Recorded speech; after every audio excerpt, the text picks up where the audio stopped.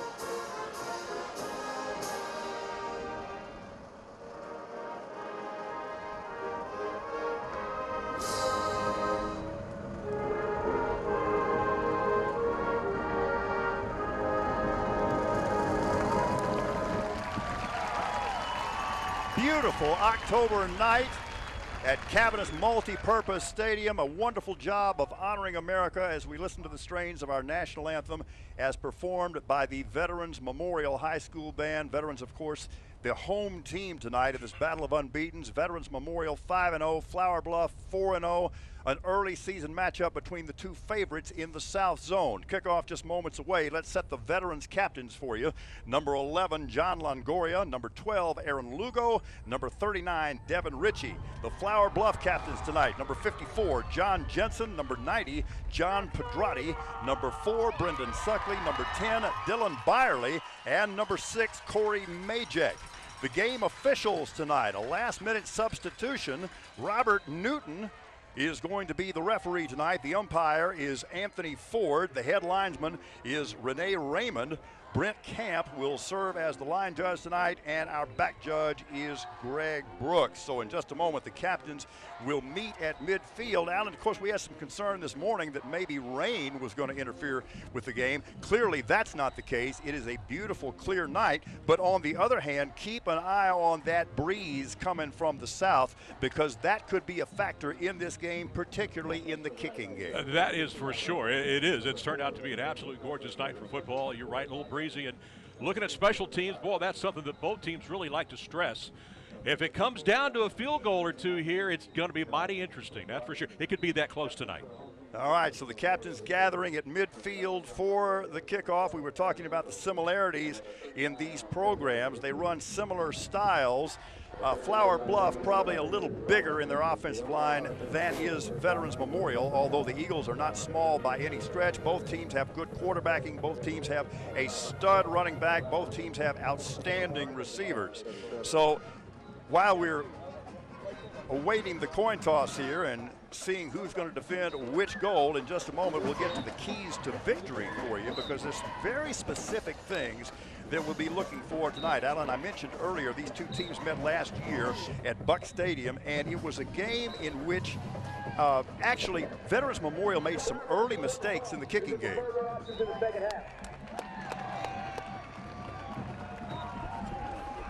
All right, so you hear the referee, Robert Newton. He's getting them all turned around right now. So Veterans Memorial will receive and will defend the north end. I was mentioning this matchup between them last year. The difference in that game was the experience in the programs. Flower Bluff had all these seniors. Veterans Memorial was only in its first year of varsity football. They had virtually no seniors whatsoever. The Eagles made some early mistakes in the kicking game. They got down big early, but after that, it was virtually dead even. And that's where we're going to pick it up tonight. This is a veterans team that has grown up overnight. They are becoming one of the big boys of the district, and this could be a statement game tonight. Don't you agree? I do. And quickly, keys to victory tonight. First of all, for Veterans Memorial, feed the beast, meaning their running back, Frank Jones. Give that man the football. Cut down on turnovers. They turned it over 6 times last week against Miller and still won 49-12. They turn it over 6 times tonight. They will not emerge victorious. For Flower Bluff, stay balanced. They're so good at both running and throwing the football, and get after the passer. So with that, we are just about ready to go.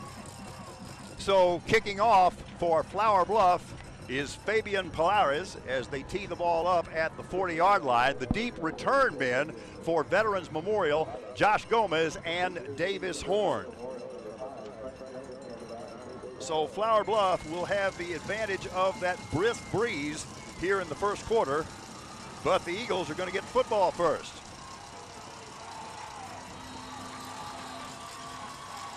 This crowd is fired up, and why wouldn't they be? A battle of unbeatens. Foot's in the ball, and we are playing the great game. This is a deep kickoff, taken 3 yards deep in the end zone, and he'll kneel right there. It's a touchback. So while we have a moment, let's set the Memorial offensive starters for you. This is an offense that is scoring 52 points per game. Right tackle Ryan Hernandez is the only junior on that O-line. Everybody else is a senior. Backs and receivers, running back Frank Jones has already scored 11 touchdowns this year. Junior receiver Seth Solis leads the district with 403 receiving yards. We'll get to the Flower Bluff defense momentarily. But on first down from the 25-yard line, following that touchback, Eagles with the ball. Joseph Gonzalez, the sophomore, is the starter at quarterback, and we've got motion, and that's going to cost the Eagles 5 yards as the left tackle appeared to move before the snap, and the running back, Aaron Lugo, also appeared to jump the gun. So what do you think about this sophomore quarterback? Talking about Joseph Gonzalez, he's a very talented guy. He's just young and might be a little nervous right now while we try to find out what's going on with David Soto. Yeah, I totally agree. And they say this guy's got a ton of potential. All right, flea flicker. They put it back to Gonzalez. He's going deep. Got a man looking for Solis. Ball slightly underthrown. It falls incomplete, and a good job of breaking that one up by the weak safety for the Hornets. That's Caden Luke, who has 18 tackles and 2 fumble recoveries this year. That play was there. Ball was just a little underthrown. It'll be second and 15. Yeah, this is great execution here, but he's wide open, and you're right. It just underthrown just a little bit, throwing into that wind. That had a little bit of a factor there. Set the Flower Bluff defensive starters in just a moment. Right now, it is second and 15. They'll keep it on the ground. And this time, that's Frank Jones, their stud in the game. He has 700 rushing yards, already 11 touchdowns. And they go quickly to the line, so we don't have a chance right now to set that Flower Bluff defense for you. But we will before the night gets much older right now. That's the big play, 3rd and 7. Motion before the snap. This could be a free play. Flower Bluff may have been offside. Got a man wide open. They miss a wide open receiver. That was Seth Solis. If they make connections, that is an absolute walk-in from, I guess, what, 73 yards out? Oh, easily. And it's against Flower Bluff, the penalty, so. Okay, so he knew he had a free play. Here are the Flower Bluff defensive starters. They play a 4-2-5 scheme. Senior inside linebacker Corey Majak is a big-time player as they walk off the penalty. And in that 5-man secondary, ball-hawking cornerback Caleb Guajardo already has 3 interceptions on the season. So the offside makes it a manageable 3rd down situation at 3rd and 3. With the ball out at about the 33-yard line. They're in the pistol. Running back behind the quarterback, Joseph Gonzalez. The running back is Frank Jones. He gets the ball. He's striving for 1st down yardage. Needs to get to the 35. Doesn't look like he got it. Brought down a yard short by defensive tackle Alec Mish. Well, what do you think, despite the sophomore quarterback in there? They're letting him do some big things here early on. I guess they are. They're letting him go for it on 4th and 1 in their own territory. Here we go. Gonzalez trying to keep those legs moving. This is going to be close, but initially it looks like he's got the 1st down as the linesman's right foot is in advance of the 35-yard line. Mish again on the tackle for the Hornets, but that moves the chains. Yeah, let's take another look at it here. His momentum clearly gets that 1st down. Coach Simper seeing a lot of confidence in his sophomore quarterback early on. All right, so that'll help them shake the butterflies a little bit. They converted in that situation after taking an early penalty, so that's got to give them some confidence. So Gonzalez remains the quarterback. 2 receivers left, 2 receivers right.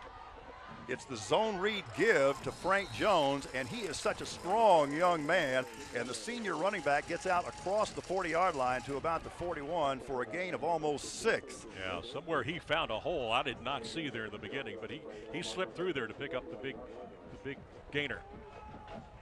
Gonzalez again with a balanced formation. Play fake, throws, left side. Got a man complete, that's Solis. He is met right away by Caleb Guajardo, but he does have the 1st down at about the Eagle 48-yard line. The clock will stop briefly while they move the chains with 10:16 remaining in this thus far scoreless 1st quarter.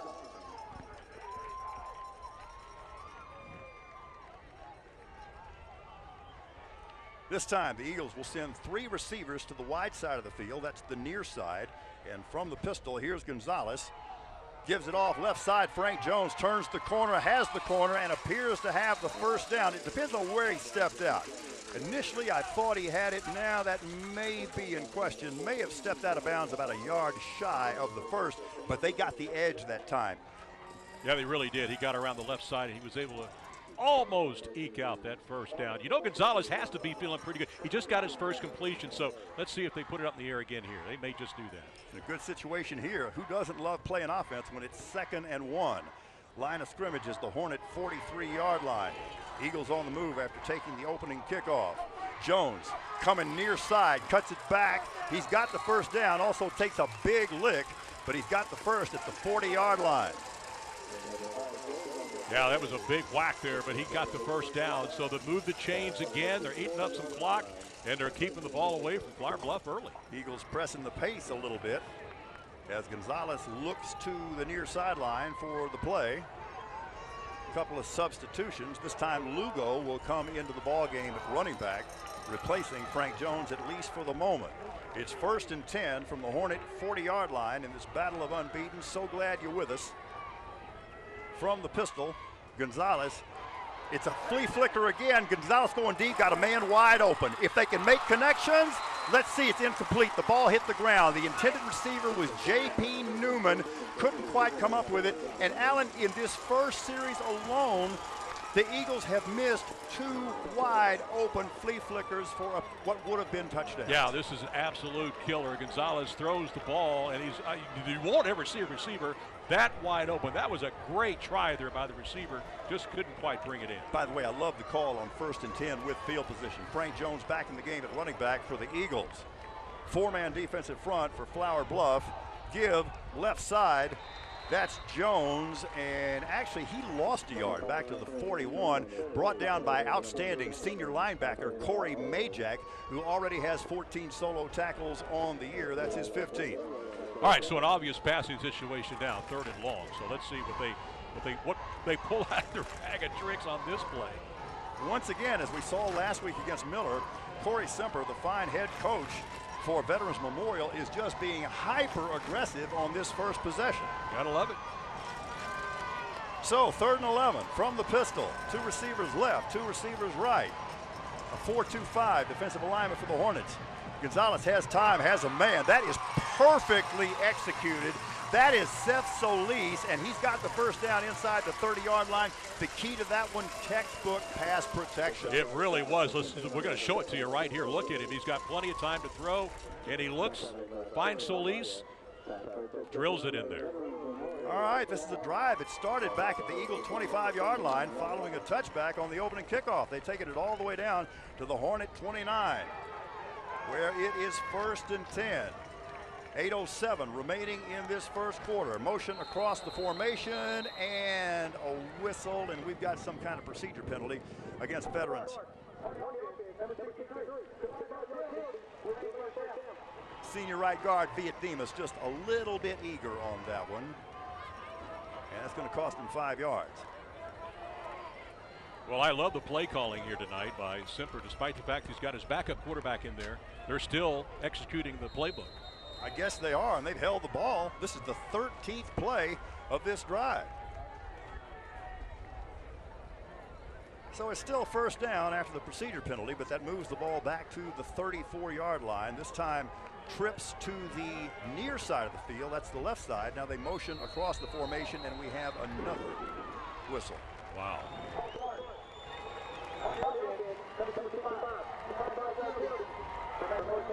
This time it's the lone junior on that offensive line. Everybody else is a senior. That's the junior right tackle, Ryan Hernandez. By the way, we were kidding referee Robert Newton before the game. We said we were going to get him a lot of FaceTime. He said, I hope not. I don't want so many penalties. He's been busy so far. So after a couple of procedure penalties, it's now 1st and 20. Kind of a gadget play. They'll give it off to Jones, puts his foot in the ground, and it's going to get back to the original line of scrimmage. So he gains about 10. But that's still going to leave them in a 2nd and 10 situation. The tackle made by Isaiah Alday. Yeah, look at Joe. He is just a strong young man. And very athletic. Look at him here, make the twist and turn. And lunge his way for another 3 yards. 2nd and just a smidge over 10 to go. This time we got 2 receivers left and right from the pistol. And Gonzalez throws left side. This one sails on him a little bit, and it goes over the head of the intended receiver, Seth Solis. So now it is a bona fide 3rd and long. Yeah, another one they were able to convert a moment ago. So look for number 7 again. Seth Solis, he's their go-to guy in these situations. Keep 2 things in mind here. If they're in a 4th down situation, they've already proved they're not afraid to go for it. The other thing is they got a field goal kicker who is good from anywhere. He's perfect on the season, including a long of 50. Hornets show blitz. Gonzalez milking that play clock now. It's down to 6. Boy, they're going to have to hustle. It's down to 3, down to 2. They'll finally have to burn a timeout, and we'll keep it right here. So glad you're with us. Paul Alexander alongside Alan Harwell. As we describe this game to you, a battle of unbeatens as 5-0 Veterans Memorial against 4-0 Flower Bluff. And what has really impressed me so far about this Eagle offense is that they have had some adversity. They've missed a couple of passes, they've had a bunch of penalties, but they keep fighting back. Yeah, it's been a drive of missed opportunities. The flags, the wide open wide receivers they can't get the ball to, yet here they are getting close to the goal line. Okay, a big third down play coming up, so both teams huddling with their coaches. Want to make sure everything's straight on this one. Right now, we want to remind you that tonight's game is brought to you by Colonia Del Rey RV. That is the best, the very best deal on wheels. All right, what do you think? Solis or maybe go to Jones on a screen pass maybe out of the backfield? What do you think? Screen might not be a bad call. They haven't done that because yet. Their offensive line is very mobile, and of course, Jones is just such a running threat, and he has become a really good receiver coming out of the backfield as well. And he can get those extra yards when you need them, so I like that opportunity. All right, so the Eagle offense is led by OC Jerry Prieto, so let's see what he dials up here on this 3rd and almost 11 with the ball just inside the Hornet 30-yard line. Here's the snap. Gonzalez comes right side, will keep it, turns it up, has got a gain of about 2 or 3, but he's still 8 yards shy of a first down, popped down by senior defensive end and captain John Pedrati. I'm a little surprised by that call. Are you? Well, I don't know what kind of option it was, and I don't know what his read was. I do know that they're left with a 4th and almost 9 right now. Now, again, keep in mind, they got a field goal kicker who is perfect on both PATs and field goals on the year and has a long of 50. But also keep in mind that they would be kicking against this win. So they're going to go for it on 4th and 9. From the pistol, Gonzalez, the quarterback, play fake, has time, throws, left side. It is caught. And once again, they got a first down. And once again, that is their stud junior receiver Seth Solis, who leads District 35A in receiving. And once again, the key was pretty good pass protection. And an absolute dart where Solis was able to haul it down. And he's their go-to guy in situations like this. So now they're getting a little bit closer and just eating up this clock. Just what? A little over 6 minutes left here in the first quarter. Guys, they just converted on 4th and 9. Now a 1st and 10 from the 16-yard line. Gonzalez throws on the skinny post, had a man. That probably should have been caught. That was J.P. Newman. He couldn't come up with it. The pass falls incomplete, but the route was really well run, and that was, in my mind, that was Gonzalez's most impressive throw of the night so far. It really was. Caught him exactly in stride, and between 2 defenders, he threaded the needle. All right, so falls incomplete. 2nd and 10 from the 16-yard line. From the pistol, Gonzalez. Here's the mesh with Frank Jones. He can be brought down behind the line of scrimmage all the way back at the 20-yard line. Outstanding job on the run blitz by inside linebacker Javaris Lawson. All right, here we go again. 3rd and long. Well, they've had plenty of experience. They've had the ball for almost 7 minutes now as they took the opening kickoff following a touchback. 3rd and about 14. Motion across the formation to the near side. Gonzalez with time, throws over the middle, got a man open, takes a big hit. That senior receiver, Josh Gomez, he paid for that one, but now he's got them in a manageable situation, and this time there is no hesitation on the part of Cody Semper. They're going to send their outstanding kickoff and PAT man in there, Romario Perez, who, by the way, is 29 for 29 on PATs and 3 for 3 on field goals. I mentioned he has a long of 50. He's not going to need near as much leg on this one. This will be put down at the 17, meaning it's a 27-yard field goal attempt. But it's a fake.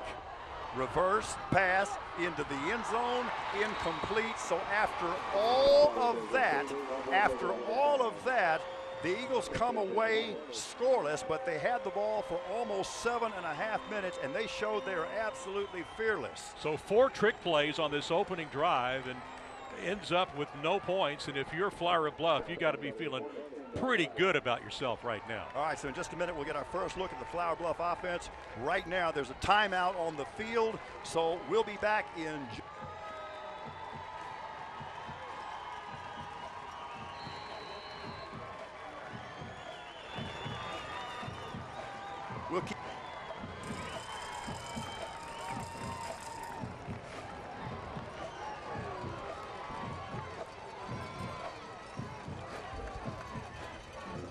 right, we'll set the Flower Bluff offense for you momentarily. On first down, they keep it on the ground. Let's talk about that Flower Bluff starting offense for you, beginning with what's up front. 4 of these 5 starters on the O-line are seniors, anchored by center and captain John Jensen. As for the so-called skill guys, senior Brendan Suckley can play tight end or wide out, running back Devin Burlingame. I'll talk about this in just a minute. We'll set the remainder of that offense for you, as well as the Memorial defense. On first down, that was a gain of 2. It's 2nd and 8. Quarterback is junior Braden Sharon. Running play coming near side. That's Devin Burlingame. Burlingame turns it up, turns the corner, gets out to about the 19-yard line. Going to be about a yard shy of the first down. And check out the big hit by the Veterans Memorial Eagles coming up right here. Number 21 laying the lumber right there. That is Anthony Correa, who already has 2 interceptions on the year as well. So it's 3rd and a little less than 3 for the Hornets. And we've got a whistle before the snap. While we do that, let's get back to that starting offense for the Bluff for you. I mentioned the fact that 4 of the starters on the O-line are seniors. Captain John Jensen is the center there. He anchors that. The backs and receivers, Brendan Suckley can play either tight end or wide out. Running back Devin Burlingame, one of the district's best. And junior quarterback Braden Sharon has not missed a beat, succeeding graduated star Jager Bull, who is now a Rice Owl. Yeah, you love that, don't you? Absolutely. How's he doing up there? I believe they're trying to redshirt him right now. Okay. They're trying to turn him into a tight end and an H-back. Wow. He's got the size for it, that's for sure.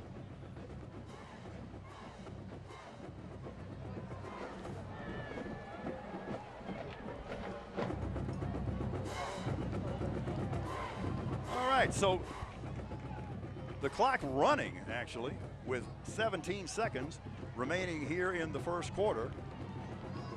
Don't know if that's a scoreboard operator error right now, as we did have a timeout on the field. So the Flower Bluff offense comes to the line of scrimmage on 3rd and a little less than 3. And they reset the game clock, yes, to 3 minutes and 41 seconds remaining here in the scoreless first quarter. Sharon, the quarterback, will keep coming left side, looking to turn the corner, trying to get the first down, and gets a headache instead, as he is absolutely laced by junior safety Davis Horn. Yeah, he just laid the lumber on this play. This is a huge stop for Veterans Memorial. There's the big hit, clean as day. Knocks him out of bounds, forcing a 3 and out. We will be taking a timeout following this change of possession. But right now, you think the Eagles are going to get great field position following this punt. The punter for Flower Bluff is Fabian Pilares. He's averaging just over 35 yards a punt. Return man standing at midfield for the Eagles. Going to take this one back at his 45-yard line. Got a pretty good return. Gets worthwhile yardage into Flower Bluff territory. So we got a timeout, 3:28 remaining in the scoreless first quarter. Back in a moment. We thank you for watching Texas high school football, coming to you from Chris Communications. Welcome back to Cabinets. Tonight's game is brought to you by these sponsors. They made it possible, and we thank them. You bet we do. Paul Alexander, Alan Harwell here at Cabinets. We're in a battle of unbeatens between Flower Bluff and Veterans Memorial. 3:28 remaining in what so far is a scoreless first quarter, although Veterans Memorial had the ball for 7.5 minutes after taking the opening kickoff, ultimately got no points. So following the punt, Memorial with field position. They try a crossing route, and that is a big-time tough catch that is made by senior receiver Josh Gomez. He knew he was going to get whacked and made the grab anyway, Alan. Yeah, he really did. And Gonzalez getting more confident now as the game proceeds and throws it in there. Nice catch, hangs on despite the big hit. Gonzalez starting for David Soto, who was injured last week. We're told Soto is available, but Gonzalez, you can see him growing by leaps and bounds seemingly with every throw. He's thrown 4 touchdown passes on the year, and more importantly, no interceptions. Pretty cool customer. First down, jet sweep coming left side. That's Seth Solis, gets a block, turns the corner, has the first down, has more, gets down inside the 25-yard line down to the 23 before he's bounced out of bounds by senior defensive tackle Jordan Morales. Yeah, Solis pretty much can do it all. He can catch, he can run. Look at him here. He's got a great block there by Frank Jones, and just enough to give him a little bit of more running room. Tight roads him down the sideline and picks up the first down. Thank you for giving credit to Frank Jones for that block, because that was a big-time block. Outstanding technique there as he got that defender on the ground.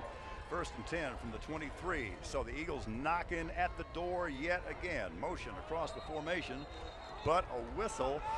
And that really has been the bugaboo for the Eagles so far tonight. It's been procedure penalties. There's another one. That's 4 of them now against Vets tonight. Yeah, that one on the senior left tackle, Josh Hernandez. So it'll move it back to about the 28-yard line. Clock stop with 2:46 remaining here in quarter number 1. Gonzalez, the sophomore, will operate from the pistol. Here comes the motion. They may have another procedure penalty. It almost looked like he turned up too soon, but it's a reverse coming wide side, inside the 15, inside the 10. That's Frank Jones. And I will say this, Corey Semper and his offensive staff pulling out all the stops. Really are. The whole playbook's been thrown out tonight. And you're right. That was almost another procedure call there, but they got it done. And look at them down there on the 10-yard line. And that is officially a 1st and goal. Following an 18-yard gain. Gonzalez, long count this time. Play fake, pulls it down, now throws left side, incomplete as it goes through the hands of the intended receiver, Seth Solis. So we'll try to set the total offense figures for you at the end of the quarter, but so far it has been all veterans. They have simply dominated. And again, remember, Flower Bluff only had the ball once. It was a quick 3 and out. They had the ball less than 2 minutes. Wholesale substitutions for both teams, and the Eagle offense will go jumbo. They got a lot of big guys in there. They'll give it to Frank Jones. Cracks down inside the 10, down to about the 8-yard line as the clock rolls now with 2:06 remaining here in quarter number 1. Frank Jones, here's a guy that didn't get to really play a whole lot last year because he was hurt. So we're finally getting a chance to see what he can do when he's healthy, and he is awesome. And again, Gonzalez looks like anything but a sophomore. He is very composed. They'll go jumbo to the right side of the formation. Play fake, throw it into the end zone. Going to be a jump ball situation. They're fighting for it. Let's see. That's a pick. That is intercepted by junior weak safety Caden Luke. He makes the play. That's his 3rd turnover of the year. He's got a pick now to go along with 2 fumble recoveries early in the season. Let's take another look at it again. Maybe he left it up, maybe a little too much air perhaps, and then gave him a chance to come over and grab it. And he just stole the ball away from him. That's just great effort there. That was just an absolutely tremendous play. And once again, Flower Bluff dodges a bullet. How fortunate, how good do they have to feel right now? It could easily be 14-0. In a heartbeat, it could be. Yeah. And how frustrating is that for Veterans Memorial? Because you got to figure that you're not going to get opportunities like that all night long against this outstanding Hornet defense. Now the Hornet O back on the field. Quarterback by junior Braden Sharon. Standing back at his 15-yard line. On 1st down, they'll give it off to their backup running back. I think that's Simeon Wells, the backup on the carry. I will never challenge Rick Spool again. That's Devin Burlingame. At any rate, there's no gain. And you know what? As prolific as the Eagles have been on offense, their coach, Cody Semper, will tell you they're a defensive football team. Incredibly, I know. He loves defense. 2nd and 10. Give right up the middle. Fighting for 1st down yardage is Burlingame. He's going to be a little short. They'll mark the ball at the 29-yard line, so it's going to be 3rd and 1 from there with the clock moving and 47 seconds remaining here in the quarter. This time the Eagles with a 3-man, now a 4-man defensive front as another guy sticks his hand in the ground. Play clock at 19, so that's not really a factor. Sharon from the gun. Here's the snap. There's the mesh. There's Burlingame. There's a 1st down, and they will move the chains as Burlingame gets across the 35 out to about the 36-yard line. He's a bulldozer, isn't he? Boy, he'll just run right over you. He gets going. He's hard to bring down. He's almost an automatic first down when you need a first down. Here's what I love about him. He is so decisive. There is no messing around. One cut, and here we go. So he gets the first down out at the 36-yard line. And the clock again moving after they set the change. There's 10 seconds left in the quarter. So this is, if they get it off, the last play of the first period. And they will. Sharon with time to throw, now under heavy pressure, flushes right side, turns the corner, has positive yardage out across the 40 to the 41, but he's still about 5 yards shy of the first down on what is the final play of the first quarter. We've played 12. Our score here at Cabinets Multi-Purpose Stadium, the Veterans Memorial Eagles, nothing, and the Flower Bluff Hornets, nothing. Back with quarter number 2 in just a moment. We thank you for watching Texas high school football, coming to you from Chris Communications. Back at Cabinets Field for quarter number 2. Thank you so much for joining us. Paul Alexander and Alan Harwell bringing you this battle of unbeatens. Just about set to start the second quarter after they turn the teams around. And boy, Veterans Memorial has had 2 long drives. They've come away with no points. That's got to be so frustrating. But now, for the first time tonight, Flower Bluff with a little something going offensively. As we start the second quarter, it's going to be 3rd and about 6 from the Flower Bluff 40-yard line. This time they'll be moving against the wind. Frog motion across the formation. That's Suckley, the tight end. And the running play will go the other direction. That's Devin Berlin game again, and that was well diagnosed by the Eagle defense. Gain of only about 2, and we'll see what the Flower Bluff Hornets elect to do from here. 3rd down and about 4. Interesting situation. They have not attempted a pass play today. They've run the ball 8 times already. Line of scrimmage about the 42. 3rd and a short 5. Sharon throws, got a man wide open. Ball a little bit behind him. It falls incomplete. It was intended. DeAndre Hayes. DeAndre Hayes was the intended target. DeAndre Hayes, who made a big touchdown catch right before halftime last week, but that one falls to the turf, and with that, Flower Bluff is going to have to punt it away. Yeah, we had talked about the fact he had not attempted a pass, and there they go, first time. Looked like he got hit just as he threw the ball. Beautifully designed route. He was wide open. Ball just a little bit behind him. Here's the rugby-style punt. Going to hit it about the 35-yard line, roll inside the 25, and down near the 20-yard line. They'll mark it at the 21. And we're going to take a timeout with 11:09 remaining in this scoreless second quarter. We'll be back in just a moment. We thank you for watching Texas high school football, coming to you from Chris Communications. Back to play at Cabinets. So glad you're with us on this beautiful Thursday evening. We were worried about rain earlier. Obviously, that's not a threat.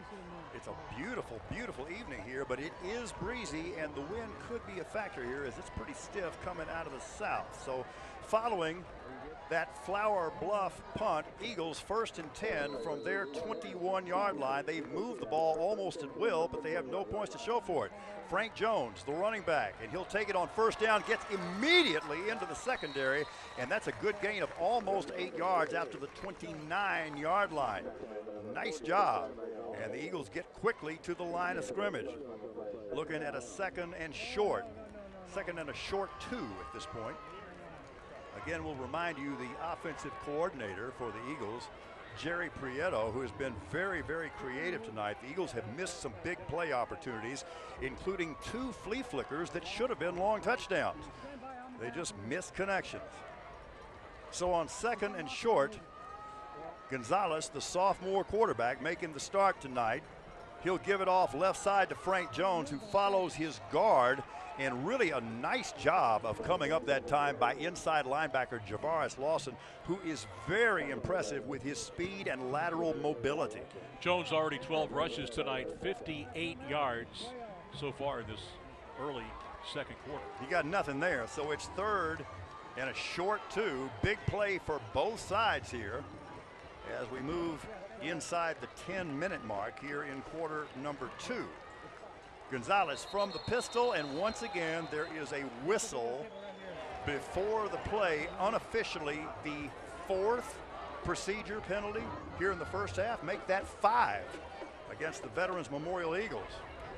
Although the Eagles think this is going to be an offside called against Flower Bluff, and it looks like they may actually walk it off that direction. Now, the reason we thought that it was against the offense is because they blew the whistle, which normally means, that's an offensive penalty. But apparently contact was made. It is offside against Flower Bluff, and that does give the Eagles a first down, an easy one, out at the 34-yard line. Twin receivers to the near side. Gonzalez from the pistol. Play fake to Jones. Looks left side, got a man wide open. That is just easy pitch and catch. The completion by Seth Solis as he hauls it in. He came into tonight with 27 catches and 7 touchdowns. Unofficially, he's the 3rd or 4th catch of the night. That's his 4th of the night for 50 yards. So he's already made a big impact in this football game.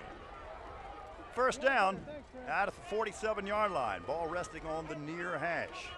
Joseph Gonzalez, the sophomore, has gone all the way to quarterback. This time, excellent defensive penetration by Flower Bluff. They almost mess up the mesh on that handoff. In a way, the Eagles are lucky they kept the ball. That's Jordan Morales, who just kind of wrecked everything there for the Hornet defense. Yeah, very well done by that Flower Bluff defense. They're bending but not breaking as of yet tonight. Short gain there, officially 1 yard, so it's 2nd and 9.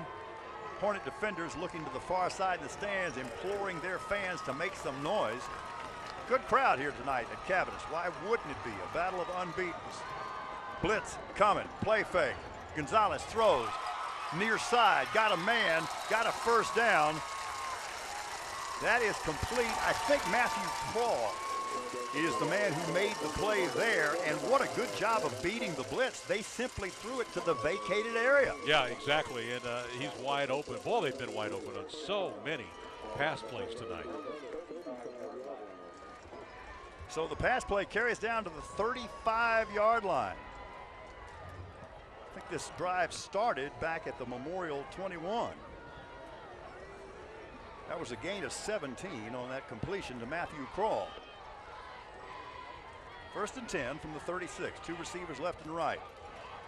Gonzalez, option keep, into the secondary. Got good yardage down inside the 30.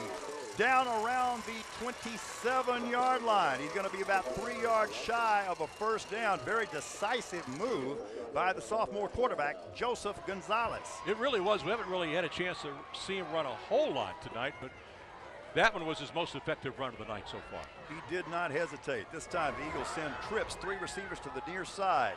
The guy on the inside is Seth Solis, now comes in motion. It's a jet sweep pass, another gadget play. They're going deep. They didn't miss this one. They missed 2 earlier, but they didn't miss this one. It is a gadget play, a reverse pass, and the touchdown is to J.P.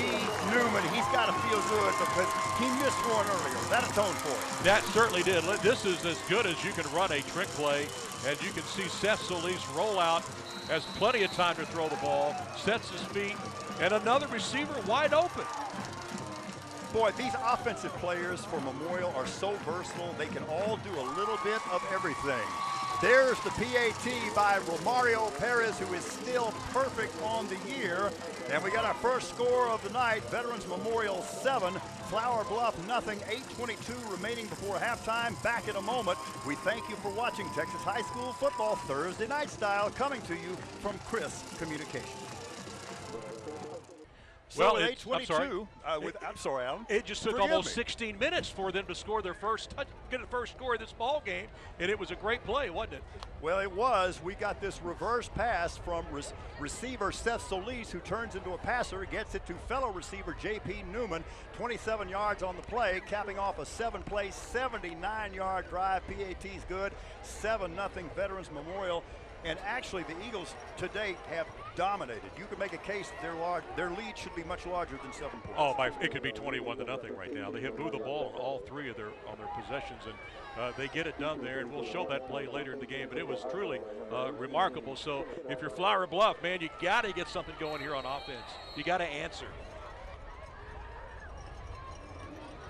I'm aware of the fact that we haven't had a chance to set the Memorial defensive starters for you yet. Just haven't had an opportunity. We'll do it right now following that touchback. Here are the Memorial defensive starters. Their front four is just absolutely nasty against the run. Senior tackle Delton Demerson will just flat light you up. And on the back end, linebackers Cedric Evans and Kyle McAllister are full-on studs. Safety A.J. Correa already has 2 interceptions on the year. So, we talked about the experience gap that existed in this game a year ago. Clearly that has leveled out because Memorial is not blinking in the slightest. Oh, not a bit. They have arrived. They're playing with the big boys now on their turf and taking names. Brendan Sharon has gone all the way at quarterback for the Bluff. Gives it off to Devin Burlingame. Veers to the left side. Got a gain of about 4 up close to the 30-yard line. How big that offensive line is. That is a huge offensive line, but so far the Veterans Memorial defensive front has stood right in there. There's another flag on the play. Let's get the call from.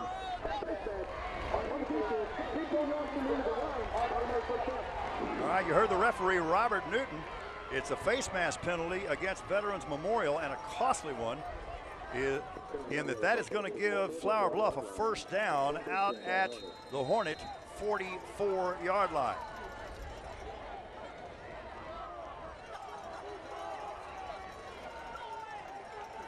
Bluff with 3 receivers to the near side.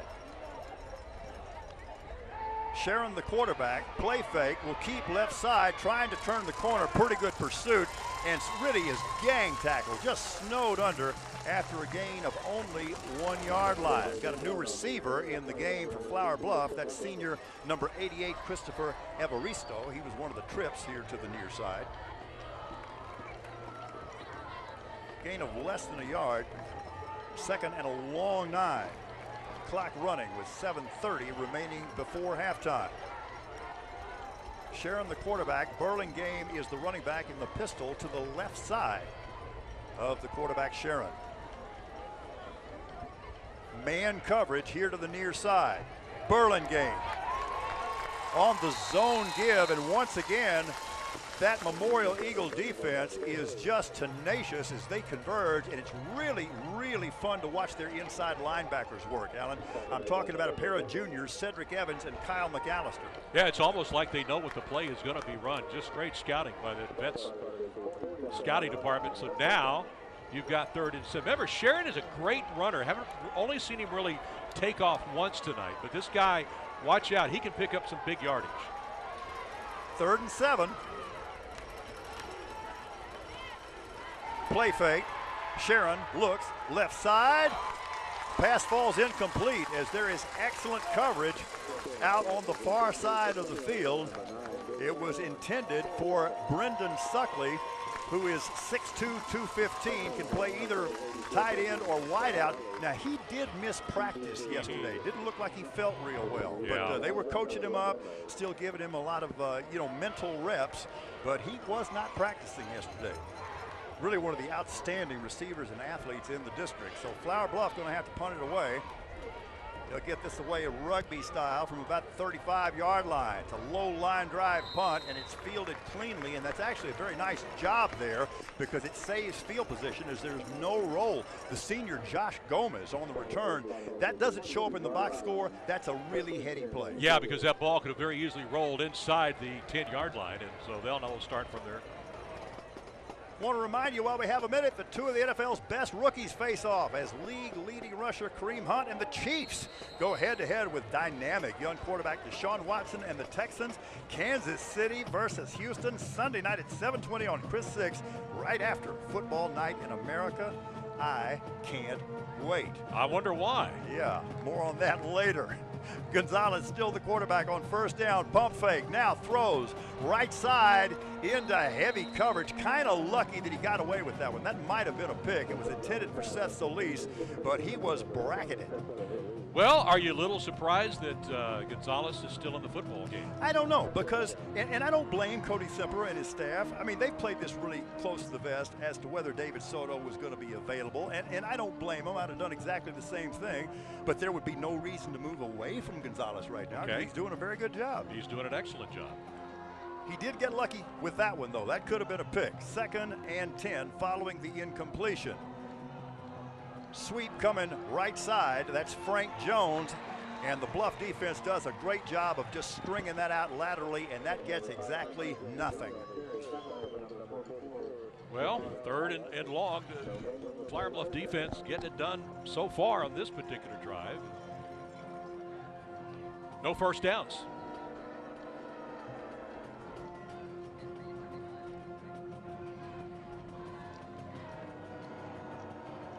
All right, so a big 3rd down. Eagles have been amazing at converting 3rd and long tonight. Got a man wide open, and they missed connections.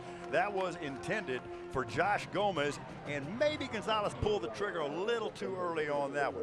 This is going to be their first 3 and out of the night, so a big defensive victory here by Flower Bluff, and they ought to get pretty good, decent field position, although Memorial is punting with the wind, pretty stiff wind behind their back. Seth Solis, the punter for Memorial, standing inside his 10-yard line. Punt returner is Caden Luke. He's standing at about midfield. The punt is not particularly long and is going to go out of bounds at the 42-yard line. Tonight's game is brought to you by NEC Co-op Energy. To get plain and simple electricity rates for your home or business, visit NECCoopenergy.com. We got a timeout on the field, 5:33 remaining before halftime. Eagles lead at 7-0. We thank you for watching Texas High School football, coming to you from Chris Communications. After a punt of only 13 yards, Flower Bluff going to have excellent field position, but with 5:33 remaining before halftime, let's throw it down to the field, and the 3rd member of our broadcast team, Nikila Pradier. Thanks, Paul. Well, you know, before this game, veterans coach Cody Semper made a big point about the balance of Flower Bluff's offense. But as you guys have been talking about, we really haven't seen that. It's been mostly feeding Burlingame, and we've seen Sharon take a couple of pass attempts, but they've both been incomplete. But over on the veteran side, it seems that Coach Semper has full confidence in his young quarterback. I heard him talking to him on the sidelines about looking out for the pressure, avoiding the blitz, and, you know, taking a shot if he has the chance, if he's able to move with his feet and get into a more comfortable position to get a shot down the field. So it's really a tale of two teams right now. We'll see what Flower Bluff is able to do with the first half winding down. Nikila, thank you. And what they're able to do on first down is a 7-yard gain by Devin Burlingame. So a scoring opportunity for the Hornets, who trail 7-0. 3-man defensive front for the Eagles. Bubble screen coming far side. That's DeAndre Hayes. Nicely executed, got good yardage, got a first down inside the 20 all the way down to the 18-yard line now with 5:04 remaining in this, the first half. I believe that's his, is that the first completion tonight, I believe? Yes, it is. Braden Sharon, the junior quarterback for the Hornets, who's got some family TCU ties that Allen likes. Oh, yeah. And that's Hayes on the screen coming back to the near side this time. Gets inside the 15 down to the 13. So for the first time, Hornet offense starting to find a little rhythm. Yeah, they're in the red zone now. They've been pretty good. They score about 85% of the time when they're inside the 15-yard line. Gain of 5, 2nd and 5. Sharon looks to the far sideline as they may be changing the play. 2 receivers left, 2 receivers right. Burlingame, the running back, standing to the right side of Braden Sharon, and we have a whistle.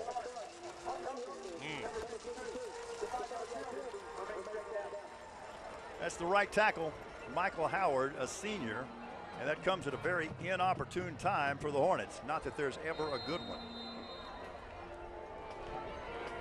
So that moves the ball back to the 18-yard line, and it means it's 2nd and almost a full 10.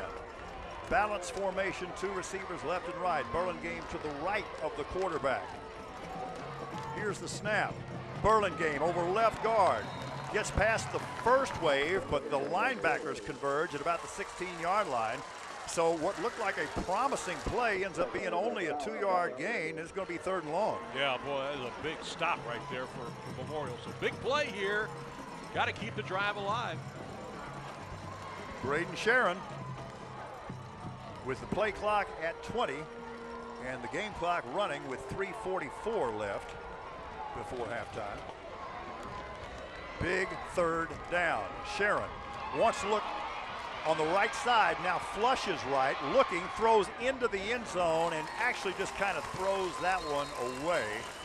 It falls incomplete, and now it's going to be 4th down and decision time for Chris Steinbrook and his Flower Bluff Hornets. Yeah, let's see what they're going to do. They're talking about it.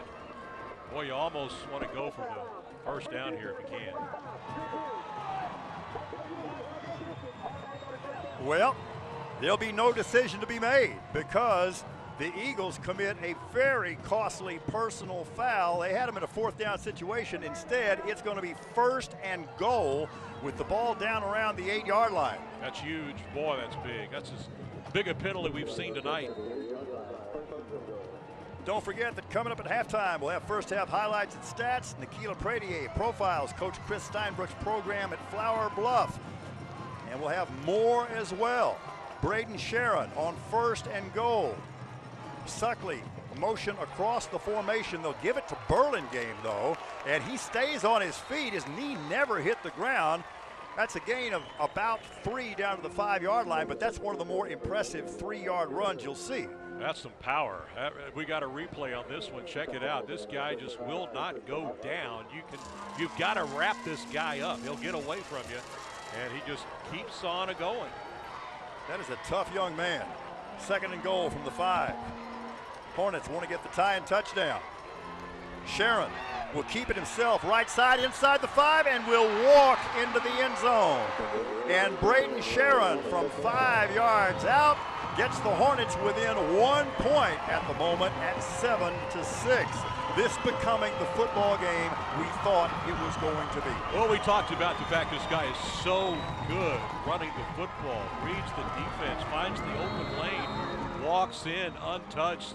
Oh, they're just an extra point away from tying this football game up.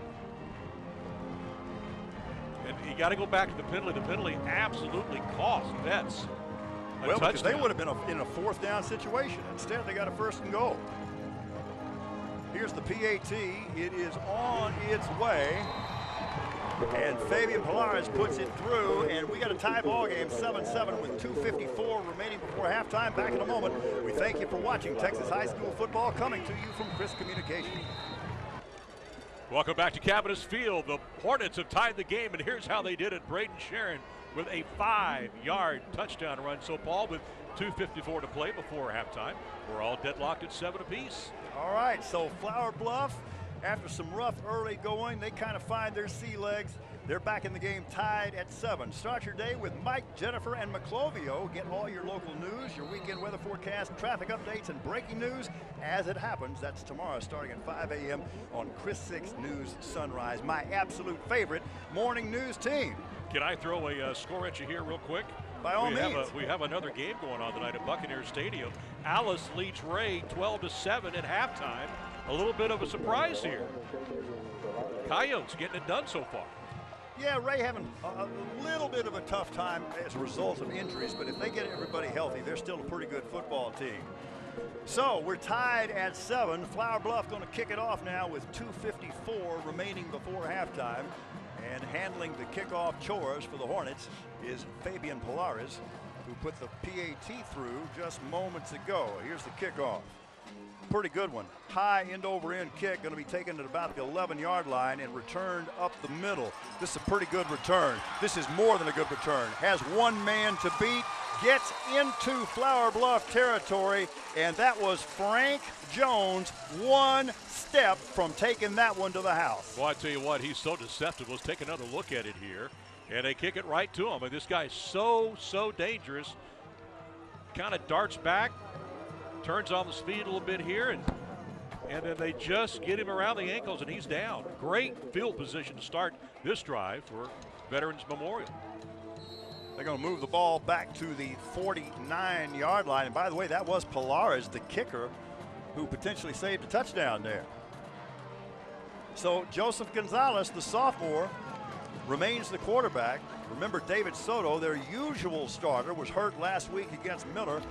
There's some feeling that he might be available tonight, but they'd rather not play him, and right now they're doing just fine. That's Frank Jones again on this first down carry, going to get a gain of about 4. with the clock moving and 2:38 remaining in the first half. Eagles with 2 timeouts left, so they basically have plenty of time here to work with, but they need to get some positive yardage on this next play. We're tied at 7. Veterans Memorial has missed on a couple of other scoring opportunities, but they have really good field position here at the Hornet 46 late in the second quarter. Play fake. Gonzalez with lots of time throws over the middle and overthrows his intended receiver. That was Josh Gomez, and he was bracketed inside and out. I continue to be impressed by the protection afforded the quarterback, Joseph Gonzalez. Boy, they've done a remarkable job here. Now it's a huge play. They stopped the clock with 2:04. They got to get a first down, or they're going to give the ball back to Flower Bluff with some time left. 3rd and 7. 3 receivers to the near side. Flower Bluff shows blitz. Gonzalez again with time, has a man wide open at the 25-yard line, or the 35-yard line, I should say. And that's Matthew Crawl, his second reception on the night, and that was the same play that he had his first reception on, and he was equally wide open. And that's going to move the chains now, so that gives them a fresh set of downs. Plenty of time, still 2 timeouts in their hip pocket. Ball spotted at the 34. Clock stopped briefly while they moved the chains. Ooh. And that's going to be Frank Jones hit behind the line of scrimmage by a guy that I've just got nothing but good things to say about, the inside linebacker, Javaris Lawson. He is a tackling machine. I don't know if somebody missed a tackle or not, but boy, he just sliced through there with ease, made a big, big play. That's a loss of 4+ yards back to about the 38-yard line. Eagles on 2nd and long. 2 receivers left, 2 receivers right. Jones is the running back in the pistol. Here's Gonzalez, looks left side, that's going to be picked. Boy, stared that one down. This is going to be a big return. Gonzalez, the quarterback, misses the tackle. You got a convoy, 20, 15, 10, 5, and into the end zone on the long touchdown pick 6. That senior quarterback, Caleb Guajardo, who takes it the distance. Wow, another big, huge defensive turnover, and he takes it all the way back. Let's take a look at it. You're right. I think he just threw it right to him. Let's take another look. Did he do that? And yes, he did. And then he just turned on the speed. Defense got some good blocks down the sidelines, and he is gone.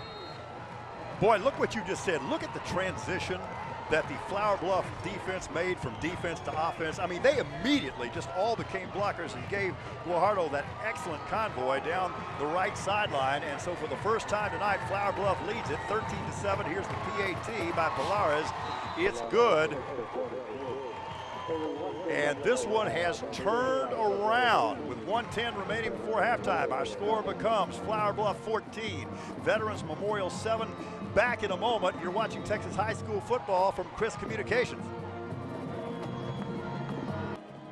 Welcome back to Cabinets Field. A huge turnaround here. Here's what happened moments ago.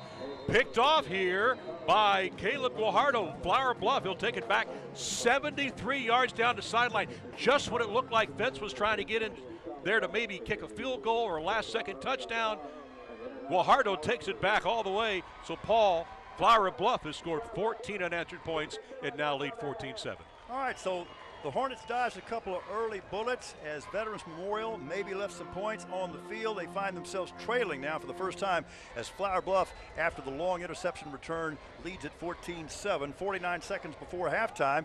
Don't forget that at halftime, we're going to have highlights, we're going to have stats. Nikila is going to talk about Chris Steinbrook's amazing program at Flower Bluff. They never rebuild, they just always reload. We will, of course, feature both bands and spirit squads, and we'll get a Chris 6 news and weather brief. That's all coming up at halftime.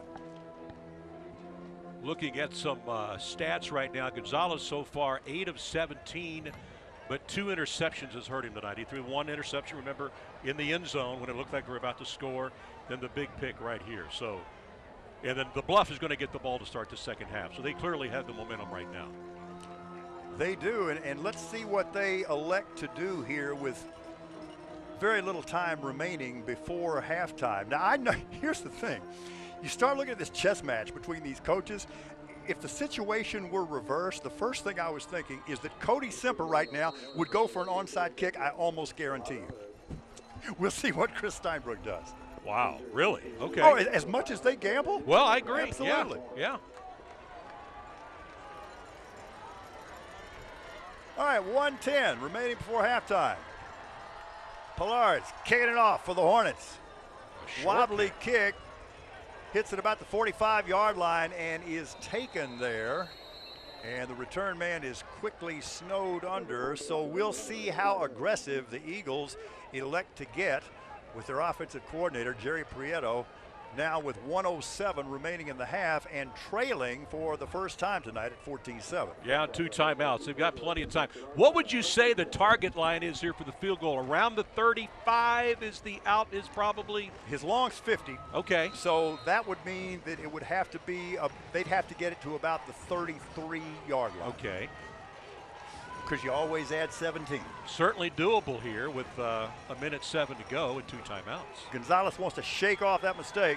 He's still the quarterback for the Eagles. Play fake. They give it to Frank Jones into the secondary. Oh, man, that was a touchdown-saving tackle.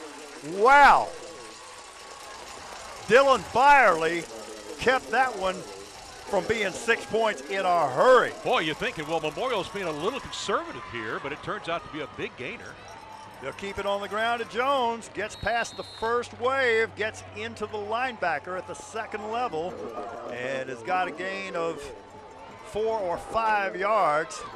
Clock becomes a factor. It's running with 42 seconds remaining before halftime. And now veterans will elect to take a timeout, and we will keep it right here. So this is kind of a classic stratagem by a coach right before halftime.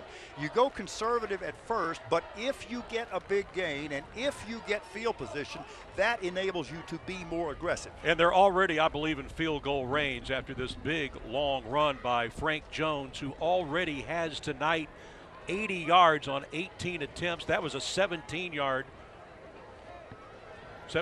run right there by Jones. So, and he gets a lot of them up the middle. That's what's amazing. He just got the power to run over guys. Well, he got a very strong core, abdominal core, and a very strong lower body. We're seeing 2 outstanding backs tonight. We're talking about Frank Jones, of course, for the Eagles. Devin Burlingame is also a super strong back. We're seeing 2 of the really top-level backs in the district. And the interesting thing is both these teams are very deep at running back. They both have excellent backups. Veterans Memorial, Aaron Lugo. And for Flower Bluff, Simeon Wells, those guys would be starting just about anywhere else.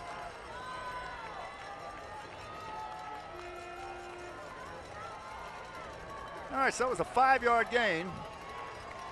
So following the timeout, it's going to be 2nd and 5 for the Eagles, trailing by 7 with 39 seconds remaining in the half.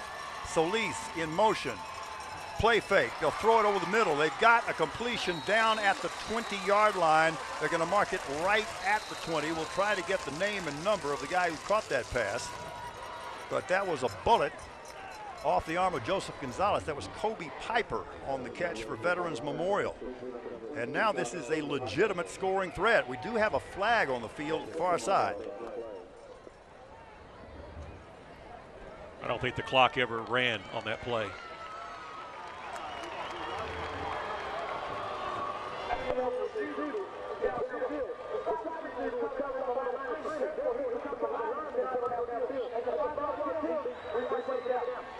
Okay, that's a good job of explanation by the referee, Robert Newton. Here's essentially what happened. That motion made it an illegal formation, so the in man on the line of scrimmage was an ineligible receiver. He got downfield, they caught him, and that is a costly penalty. Moves it all the way back to the 38-yard line. Remember, that completion carried down to the 20. Gonzalez at quarterback from the pistol. Deep drop this time. Hess throws, takes a big hit, gets it deep downfield. Diving attempt, just incomplete. That's pretty good football. Look at Gonzalez hang in there and throw it deep and take the hit. The intended receiver, J.P. Newman, and that was outstanding coverage by cornerback Caleb Guajardo. That's the guy that took the pick 6 to the house moments ago. Let's take another look at it. It's an absolute perfect pass. And look, he stretches out and almost hauled that football in. But ultimately, it's incomplete. They need about, what, 7-8 yards to get in field goal range here. Let's say the 33. So, yeah, you're just about right. This is 3rd and 11. Gonzalez with a very deep drop, trying to set the screen. Looks right side, gets it to Jones, complete, turns the corner, has the first down around the 25-yard line. Now, remember that the clock will stop at least briefly while they move the chains. Good call, good execution, gain of 13. Exactly what they were looking for. Gonzalez quickly will spike the ball and clock it, and that'll stop the clock with 13.5 seconds remaining in the half. So, yeah, Alan, they're now solidly in field goal range, but they don't really want to settle for that. They got a chance to take a shot into the end zone. Yeah, this is huge. They certainly want to tie the ball game going into the locker room. That would shift the momentum back to their side. Let's see what happens. One timeout left. All right, so from the 25-yard line, it's 1st and 10. Gonzalez, bubble screen, trick play, lateral. That's Jones. My goodness, let's just get out in the parking lot on Saturday morning and have some fun. That's what they're doing. How do you describe this one? A bubble screen reverse lateral. That's about as close as I can get. So now you've got to kick the field goal. Well, I don't know. You know, it's 3rd down, and how much time do we have? 4 seconds. Is it only 4 seconds? Okay, if that being the case, yeah, I guess you're right. And they got the guy who conceivably could do it, because so far this has been the best kicker in the district, Romario Perez. He is perfect on the year. I mean perfect. He's hit all of his PATs. He is 30 for 30. He's also 3 for 3 in field goals with a long of 50. Now, Semper is very upset over something here. I think he wanted a call and didn't get it.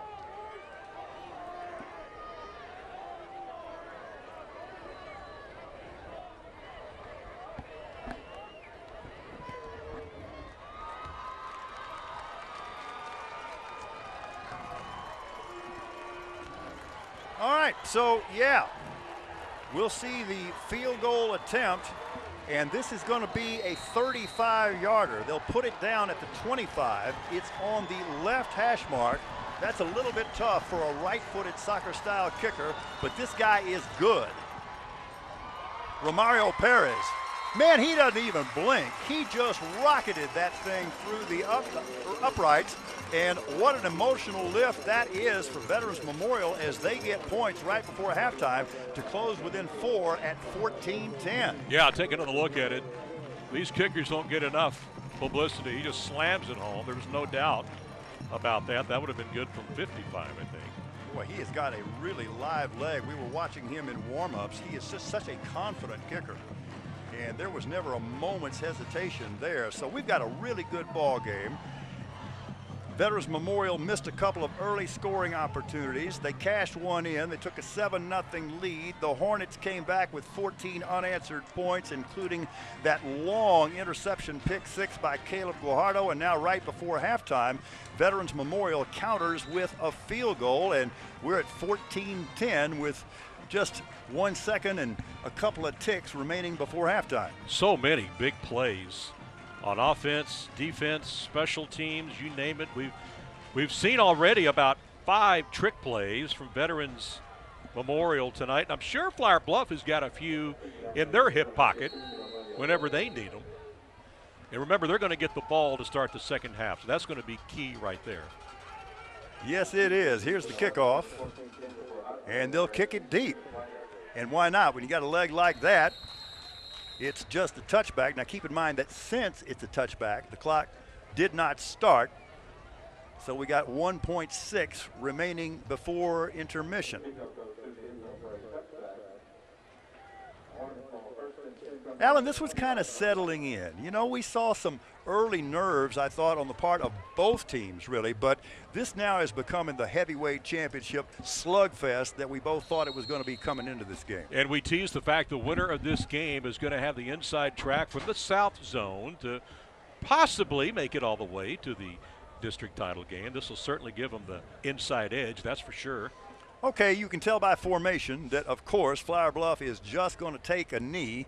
That'll do it. We've played 24. This is a good football game. So happy you're with us. Our score at halftime, the Flower Bluff Hornets 14, the Eagles from Veterans Memorial 10.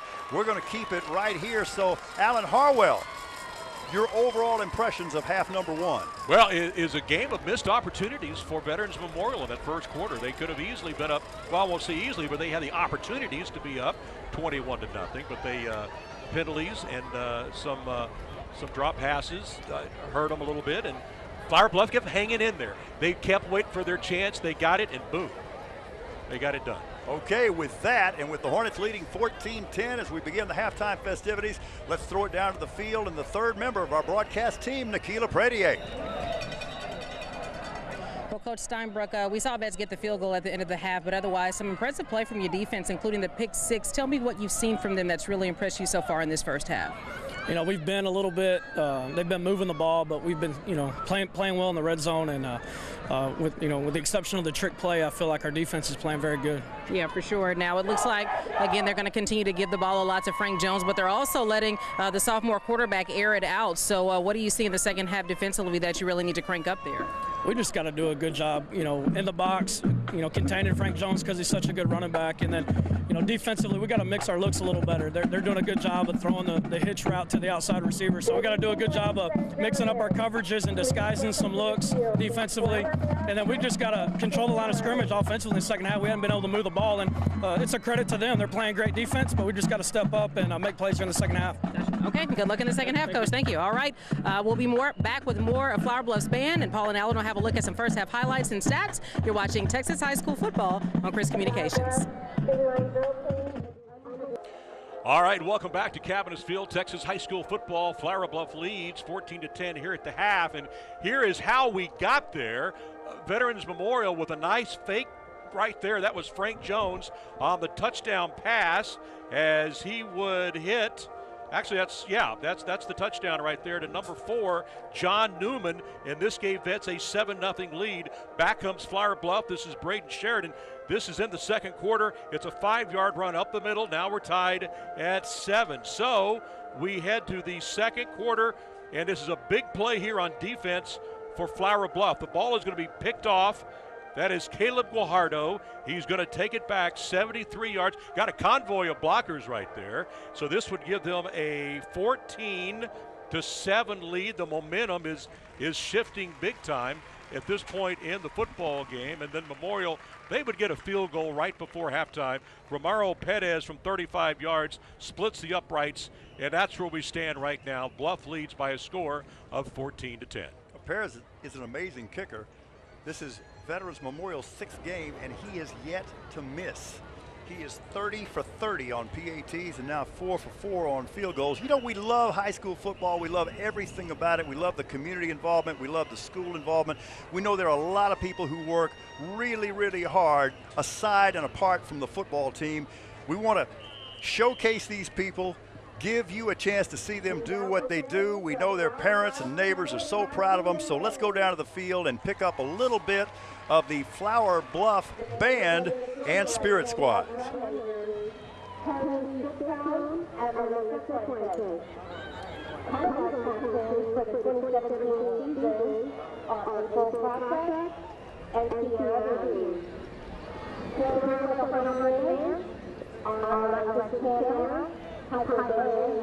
Taylor Watson and Sophie Carnes. The Hornets will perform a portion of the 2017 UIR show entitled Out of Darkness.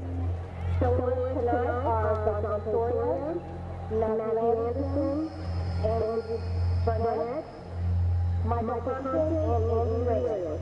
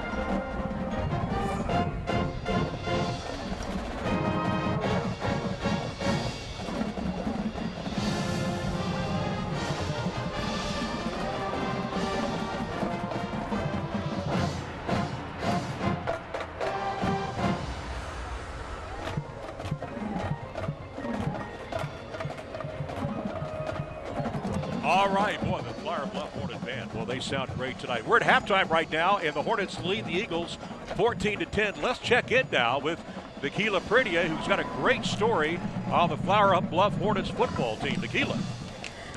Well, thanks, Alan. And we figured we would have a battle on our hands tonight. We certainly do. Obviously, this is a much different scenario from last year when Flower Bluff beat Veterans 70-6. Now, the Hornets lost 11 starters from that team that helped them to that blowout win. Yet, here's Flower Bluff entering this game seemingly stronger than they were in 2016. Remember, they were just 1-4 entering that game against Vets last year. And Coach Chris Steinbrook told me that the depth of the talent in his program simply allows his team to pick up where it left off.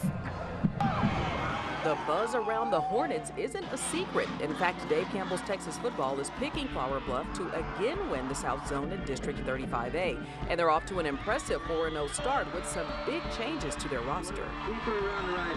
Defensively, we replaced a lot of guys, but we had some good talent at our sub-varsity teams. Coach Chris Steinbrook says a big focus during the offseason was working hard with those players they gained instead of focusing on who they lost.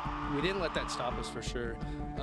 We had that in the mindset going through the summer, and it just put more fuel in the fire for us to work harder in the summer and this offseason for sure. I think we're just more of a family this year. We have a bunch of seniors, and I feel like we get together long. More communication. That communication is paying off on the field. The Hornets D has been effective at protecting leads stacked up by Flower Bluff's high-powered offense. And although 8 offensive starters returned, there is a new guy behind center, quarterback Braden Sharon. At 5'10", he gives Flower Bluff a different look at that position compared to the Hornets' recent starting QBs, but his smaller stature comes with lots of versatility. Being able to run and throw, having a really good O-line just helps me a lot. I mean, I really don't think size is going to affect abilities. Now Sharon and his teammates look to turn up the intensity with all-important zone play underway. Everybody's 0-0, and you know we've been around long enough to understand that the next game is the most important game, and our kids are going to be ready. Well, clearly you can see there's a lot of Hornet pride in Flower Bluff. And coming up next, we're going to see some Eagle pride when the band from Veterans Memorial takes the field here at Cabinets. Thanks for joining us. You're watching Texas High School football on Chris Communications. Halftime at Cabinets, where Flower Bluff has come back after an early 7-0 deficit to take a 14-10 halftime lead over the Veterans Memorial Eagles. We're very much enjoying this performance by the Flower Bluff band and pep squads and drill teams and spirit squads. Everybody's involved. It's the beauty of high school football. Coming up in just a few minutes, we will, of course, check in with the equally wonderful Veterans Memorial Eagle band. But right now, we've got some halftime stats for you as I'm joined by my partner, Alan Harwell. Yeah, these are very interesting. Memorial has really done well on the ground tonight. 102 yards, a lot of those coming in the first 2 drives. And passing yards, 135, total 237. But look at the bottom number. That's huge, isn't it? The 2 turnovers. Well, because what that represents is points that, as they say, went a-wasting, because Memorial had some real opportunities to maybe take a 2 or even 3-score lead early in the game, and between the turnovers and a bunch, in fact 5 procedure penalties, that really held them down, allowing Flower Bluff to get back in the game. Now, if you look at these rushing totals, Flower Bluff with 87 rushing yards. Now, that's not bad, but that's way below their normal pace. I'm a little surprised they haven't had more success on the ground. On the other hand, this Eagle rush defense has been great through 5.5 ball games. Yeah, they have been so good, and Flower Bluff has done a good job of not turning the ball over. So right now they clearly have the momentum at 14-10. What do you think about the performance of Eagle sophomore quarterback Joseph Gonzalez? You know, he's filling in for David Soto, who may or may not be available. He's had kind of an up and down first half, but he is not, as they say, hurting for talent. You can tell this guy is already solid, and he's going to be a very good quarterback. Yeah, you can tell he got a lot of reps with the first team during this week. He knew he was going to get some playing time. And yeah, a little nervous, probably first couple of drives, but he's settled in. He's thrown some really good passes. Seth Solis is doing another marvelous job catching the football and throwing a touchdown pass. That's right. I credited Frank Jones, so I want to go back and let everybody know that was Seth Solis who threw that touchdown pass. So, and so many, 5 trick plays in the first half alone? Unbelievable. At least. Yeah. You know, and really, we saw that same kind of aggressive nature on the part of their offense last week when we did their game against Miller, a game that the Eagles won 49-12. I love their style of play. They're fun to watch. All right, so we've got about 13 minutes remaining before we go back to play. When we come back, we are, of course, going to check in with the Veterans Memorial Band and Spirit Squads. But right now, coming up, a news and weather update from the Chris 6 newsroom. You're watching Texas High School Football, brought to you by Chris Communications.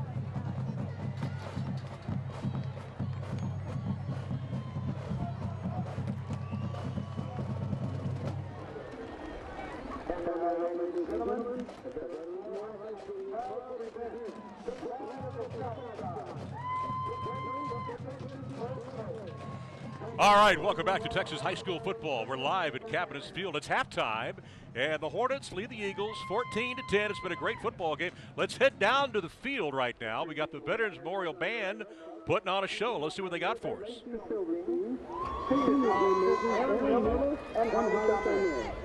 Section of the week is the saxophone section. This evening the band will perform their UIL contest show titled Bound.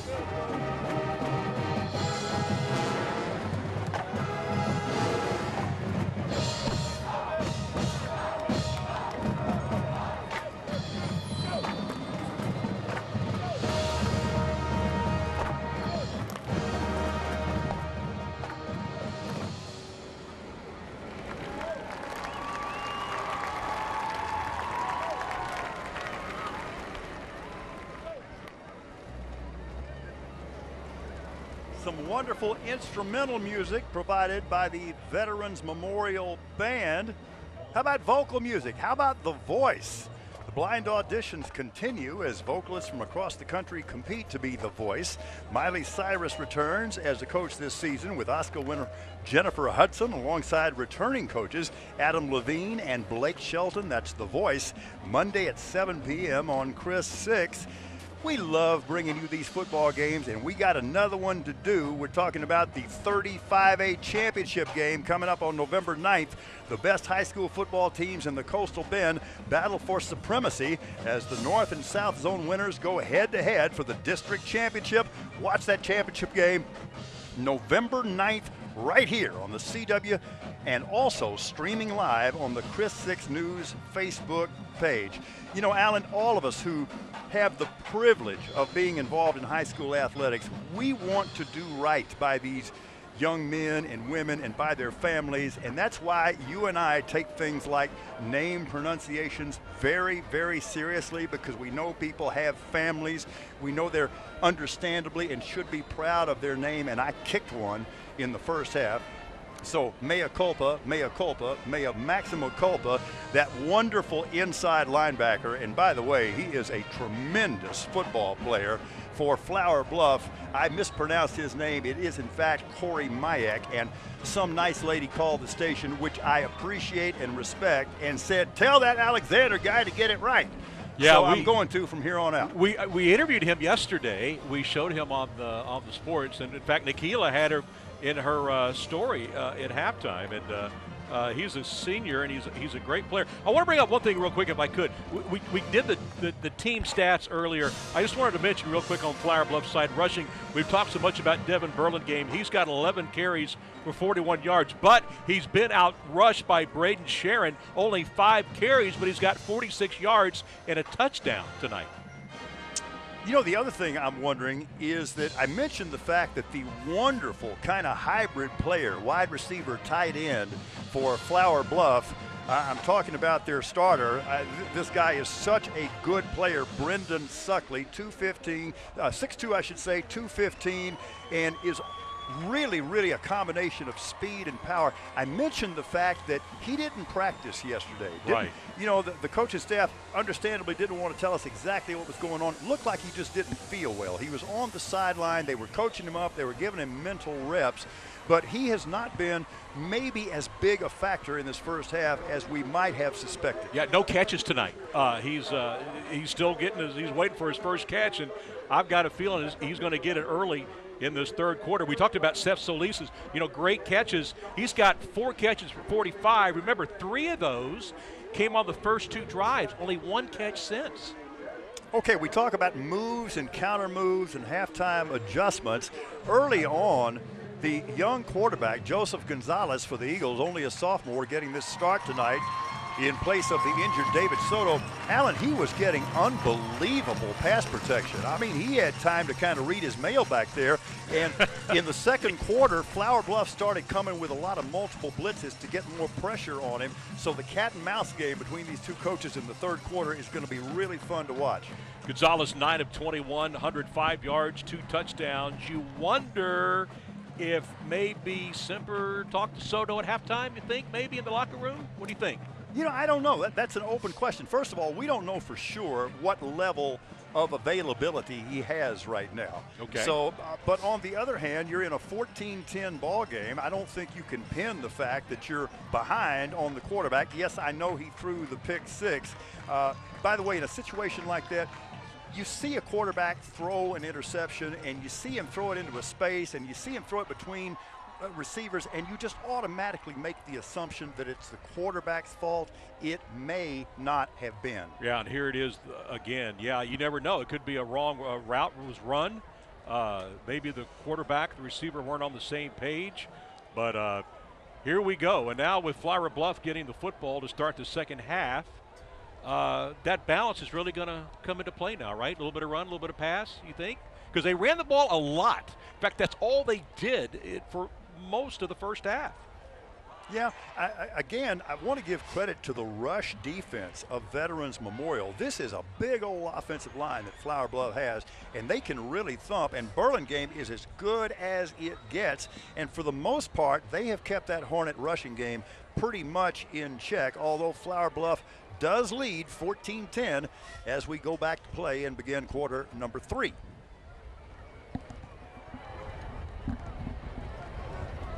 You know, Alan, we were referencing the breeze earlier, and we had a truly stiff wind coming out of the south before the ball game started. It's still kind of breezy here, but it's calmed down a lot and is not nearly as big a factor as it was early in the ball game. Right now, let's send it down to the sideline, and the third member of our crew, Nikila Pradier. Hey guys, we didn't have a chance to chat with Coach Semper. He had to head off to the field, but if you look to the side of me, just a few seconds ago, quarterback David Soto was warming up again. We saw him suffer that gruesome leg injury last week, but so far, Joseph Gonzalez has been pretty solid, the sophomore, in the first half, despite the 2 interceptions. So it's unclear if we'll see Soto or not, but again, he was warming up on the sidelines, so we'll have to keep an eye on that, depending on how close this game stays. Paul and Alan. Nikila, thank you very much. So with the aid of that south breeze, the kickoff is a touchback, so they'll bring it out to the 25-yard line. And as Alan mentioned, Flower Bluff, which leads by 4, gets the ball to start the third quarter.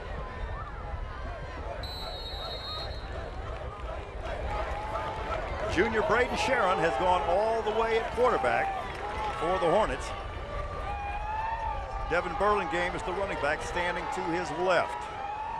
Twin receivers to the near side. Play fake, throw deep down the seam. That is caught by Brandon Suckley, and Brendan Suckley takes it all the way down to the 35-yard line. We were just talking about him. We were wondering where he is. Well, there he is. A gain of 38. And we had talked about the fact he would probably make his presence known early in the third quarter. And here we go. That's a great pass, great catch, and a tremendous run after the catch, too. Man, that guy is, like I said, a load. He is a big, strong man, and he can really motor. Carries all the way down to the 36-yard line. Trips to the near side this time.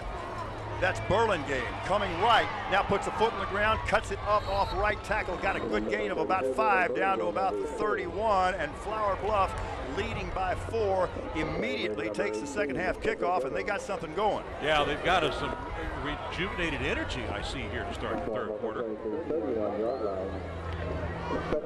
You know, they're looking at 2nd and 5, something they did not see a lot of in the first half. Life gets a lot easier when you're looking at 2nd and 5.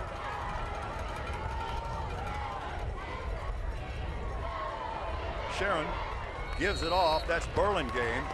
Cracks inside the 30, down just inside the 29-yard line. This is a big offensive line for the Hornets, left to right. Andres Barrientos, James Bagnell, John Jensen, the center, the right guard, Simon Aleman, and Michael Howard is the right tackle. 3rd and short 3. Sharon from the pistol. Zone read, play fake. That's Suckley, complete to the 10-yard line before he's finally dragged down. Man, when he finds that seam and gets vertical, that is lethal. Yeah, Suckley came to play down the third quarter. That's a 19-yard catch. It's a great pass, too, from Sharon. And, man, all of a sudden, the passing game is clicking here for Flower Bluff. And Sharon looking more and more confident. He's going to keep. Right side, turns it up inside the 10. Knee hasn't hit yet. They're going to mark him down and out at about the 8-yard line. I know you are the world's biggest TCU fan, and that quarterback, Braden Sharon, has some Horned Frog ties. His dad played, he played linebacker for the Horned Frogs back in the day, and Sharon, pretty proud of his dad, is, you know, putting on a show right now. All right, so the Hornets trying to extend what is already a 4-point lead. That number's 78 right there, by the way. He's listed 320. Bucknell, is that his name? James Bagnell. Bagnell, okay. Play fake. Sharon into the end zone, got a man, and has a touchdown. C.J. Evaristo, the senior, on the touchdown catch for the Hornets. Man, that's a perfect drive down the field. No incompletions, just throwing bullets one after another. Here's another look at it, and he gets it away right before, and that's a nice catch in the back of the end zone. Evaristo with excellent concentration because he had some hands and arms kind of obstructing his view there. That was a 75-yard drive following the second half kickoff. 8 yards on the touchdown pass. PAT attempt coming.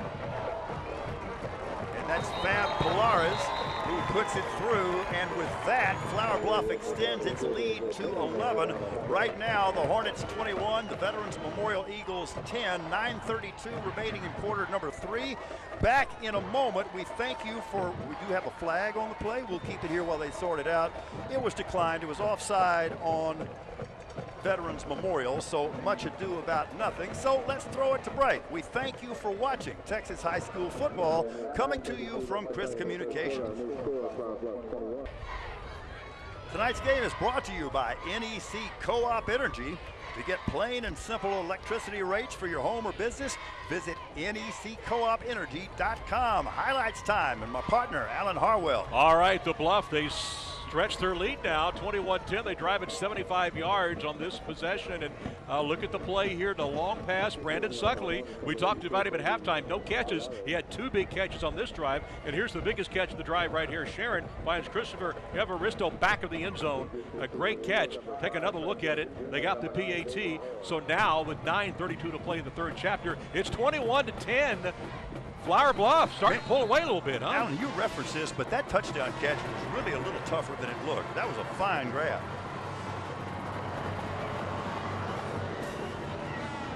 Here's the kickoff. Going to be taken by one of the up men who takes a knee at the 22-yard line. So let's see how Veterans responds. They started out tonight like the proverbial house of fire, took a 7-0 lead, maybe should have been up a couple of scores, and then Flower Bluff just kind of hung in there, and they have reestablished some momentum, and now some of their superior size seems to be asserting itself a little bit. Yeah, and Suckley came out and made a couple of big catches. Burlingame had a couple of big running plays. And Sharon, he was 3 for 3 on that drive. He was absolutely pinpoint perfect. That was a flawless drive. So now the Hornets, who are 5-0 and have been winning games by an average margin of 52-8, trail by 11 at 21-10. The sophomore Gonzalez still in at quarterback. Rolls to his left, now pulls up, throws over the middle. It is incomplete. It was intended for Kobe Piper. And now you can see the linebackers and secondary for Flower Bluff starting to get much more comfortable. All right, so the 21 points that Vets has given, that's a high for this year. It absolutely is. Given up. So following the incompletion, it's 2nd and 10. Frank Jones in the pistol behind the quarterback, Gonzalez. Zone read give. Not much happening. He'll be lucky to get back to the line of scrimmage. And once again, Vets is going to be looking at 3rd and long. Nice stop by defensive tackle Jordan Morales.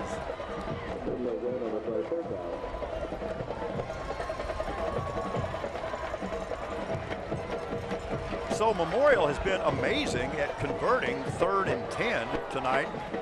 So they've had plenty of experience as they're looking at yet another one. Ball at the 24. 4-man defensive front for the Bluff. Now they show blitz. They back off. Throw over the middle. It's complete. Receiver trying to get first down yardage. That's Josh Gomez. He's going to be really, really close. We're going to have to check the spot. Maybe a little short. And man, they didn't even hesitate. If it is in fact 4th down, it's a first. Yeah, they gave it to him.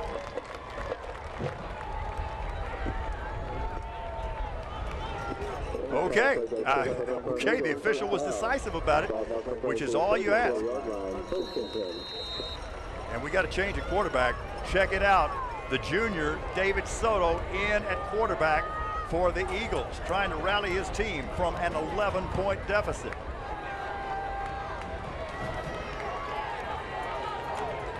Jones, the running back, gets it right up the middle, gets across the 35 to the 37. Frank Jones Jr. on the carry, tackle maybe number 50, Colton Goldie. Game of about 2, 2nd and 8 as we approach the 8-minute mark here in the third quarter.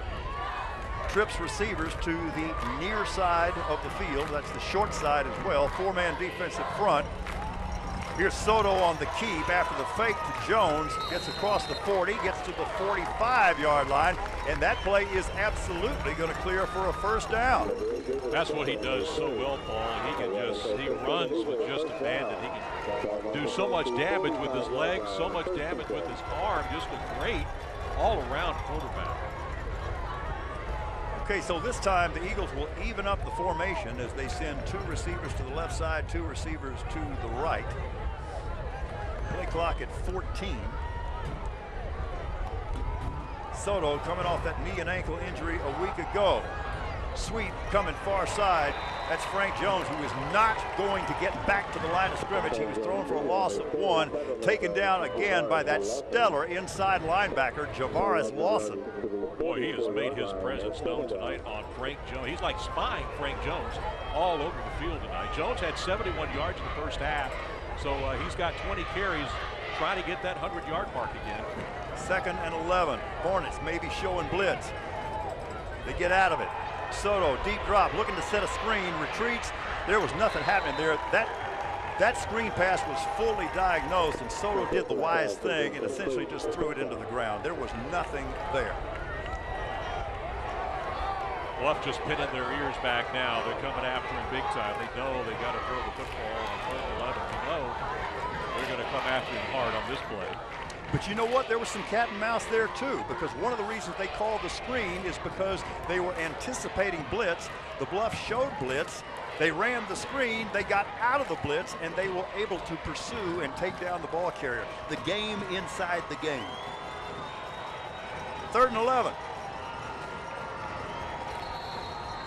Semper calls timeout. Well, he had to because that play clock was about to hit 0. So we'll keep it right here. The Tonight Show, actress and model Gal Gadot, best known for her role as Wonder Woman, talks to Jimmy about hosting Saturday Night Live this week. Plus, the voice coach and singer Miley Cyrus performs on The Tonight Show starring Jimmy Fallon. That's The Tonight Show. That would be tonight at 10:35 on Chris 6. All right, what do you do now? What do you dial up here? 3rd and 11. You don't know how healthy Soto is. You're not sure what he can do tonight, what he cannot do. We did see him run a little bit earlier, looked pretty effective on the run play. Well, a play that's been successful for them tonight, meaning Veterans Memorial, is they've rolled their quarterback to the left side. They run a clear out route and then run an out underneath that. And they actually have completed that a couple of times. Matthew Call, in particular, has converted 2 first downs. But on the other hand, it's one of those deals where you know that they know that you know, so you may not go back to the well.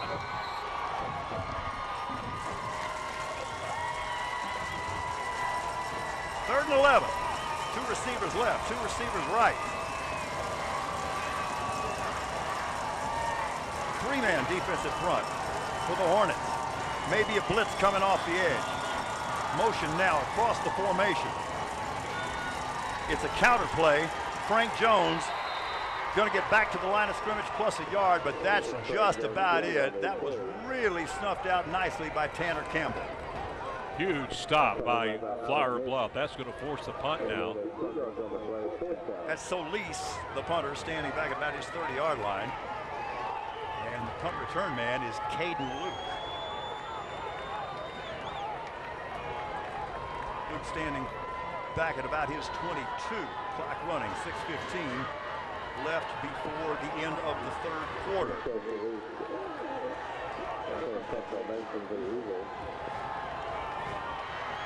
Spread punt formation. Good snap. Punt away clean. It's going to hit it about the 28-yard line and continue to roll inside the 20, inside the 15, down to about the 13-yard line. We'll take a break. 5:52 remaining in the third quarter. Flower Bluff leads Veterans Memorial 21-10. We thank you for watching Texas High School football, coming to you from Chris Communications.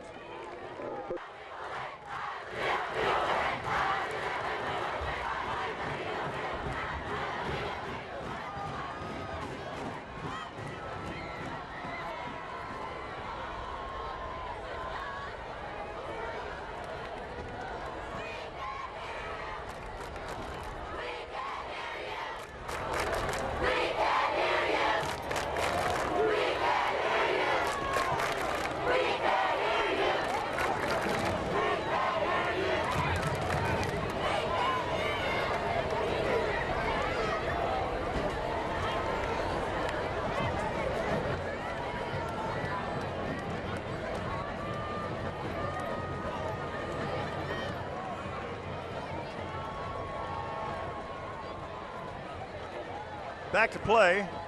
Hornets, first and 10 from their 13-yard line.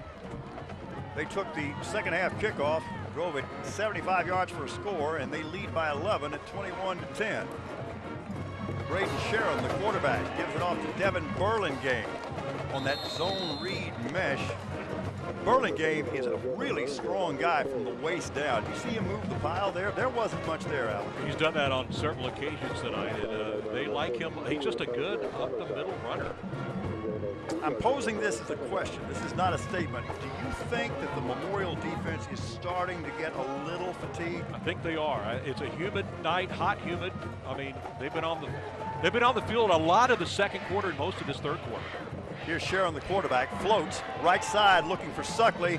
It's a completion. He's got it, tries to make a move, stays on his feet out at about the 25-yard line and has the first down. So Brendan Suckley, who was almost invisible in the first half, has dominated the early stages of the third quarter. Sharon has yet to throw an incomplete pass here in the second half. He's getting it done and moving those chains and keeping the ball away from Memorial. Boy, another score here is going to make it tough for Vets to come back.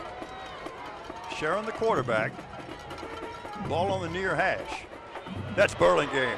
That's into the secondary. That's his most assertive run of the night, all the way out to the 40-yard line, a gain of 14 and another first down. He was not kidding. There was no hesitation. And you know, you think of him being a big guy, but he's pretty fast for as big as he is. And look at him. He just picks up that first down, moves the chains again. Goes about $185, and as I said, has a very, very strong lower body. This time standing to the left of the quarterback, Sharon. Twin receivers to the near side, four-man defense in front. Burlingame again, the right side. Excellent job of convergence by the Eagle defense. They didn't look tired there as they threw Burlingame for a yard loss. Nice play by left end Tristan Cavazos. Boy, you know the veterans would love to just force a turnover here. They haven't been able to pull one off yet tonight. They need one here. They really do to stop this Flower Bluff momentum. Well, they got him in 2nd and 11. Again, twin receivers to the near side. That's the short side. Little trickeration on the part of the Hornets this time. Reverse, coming far side, cuts it up, getting close to the stakes, keeps fighting, and that second and third effort will likely get the first down. That's Jacob Solis on the reverse for the Hornets. Yeah, that was a great play. First really kind of a trick play we've seen from Flower Bluff tonight. And it looked like for a minute he might not get past the line of scrimmage, but some great blocking by the quarterback. Sharon allowed him to get out there and go. That's a 12-yard pickup. Eagles defense lost contain on that one. Always got to turn it back inside. But old Sharon, you see him? He looked like he blocked two guys. He absolutely did. Set him up very, very nicely. So ball into Eagle territory at the 49. Hornets trying to add to their 11-point lead. Deep ball, left side. What a wonderful adjustment. That is a great catch that's made by senior Taggart Peel. That was a really difficult adjustment that he made to that ball. He really did. Let's take another look at it. Paul, you called it right. He's going to make a great adjustment here. Floats it up there. He got three defenders and brings it down on the 27-yard gainer. Wow. Nice. Again, Sharon has not thrown an incomplete pass yet here in the second half. First down from the 21. Burlingame into the secondary, inside the 20, down to about the 17-yard line, and this offensive line for the Hornets really starting to thump. That was Simeon Wells actually on the carry this time. As I said, he's their backup running back. He would start just about anywhere else. Yeah, he's got to take advantage of his playing time, and he's got to make the most of it. He did right there. Sharon gives it to Wells. He's got big yards inside the 10, down the 5, keeps moving, moves the pile. That is one of the more impressive runs you will see as Simeon Wells keeps moving and crosses the goal line. That was a statement, a 17-yard touchdown run. Well, how do you like to be able to bring a guy off the bench who hasn't played all night long, comes in, makes a big run, and then right there drags about 7 vets into the end zone with you? Just look at this. This guy just refuses to go down. Yeah, that's their backup running back. Look at how many people made contact with him. My unofficial count is 6. Most impressive.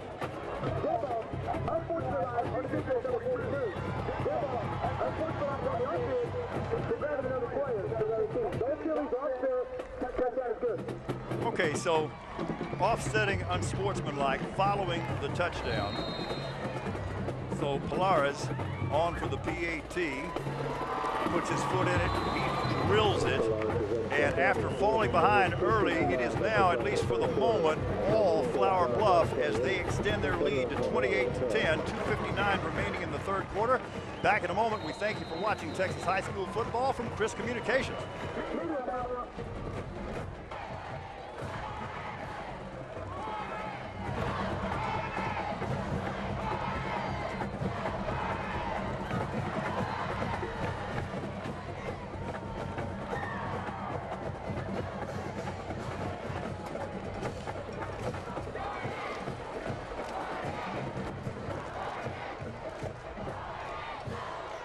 All right, welcome back to Cavanis Field. The Hornets have scored again. Here's how they did it. This is the one that set it up. This is the shared pass to Taggart Field. It makes a great adjustment.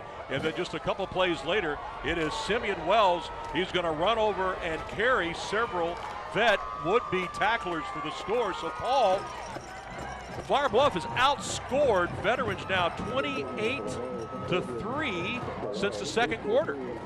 And again, Veterans Memorial got to be kicking themselves because, yeah, they led 7-0, but they could have been up 14-0 or maybe even 21-0. Let's go to the sidelines and Nikila Pradier.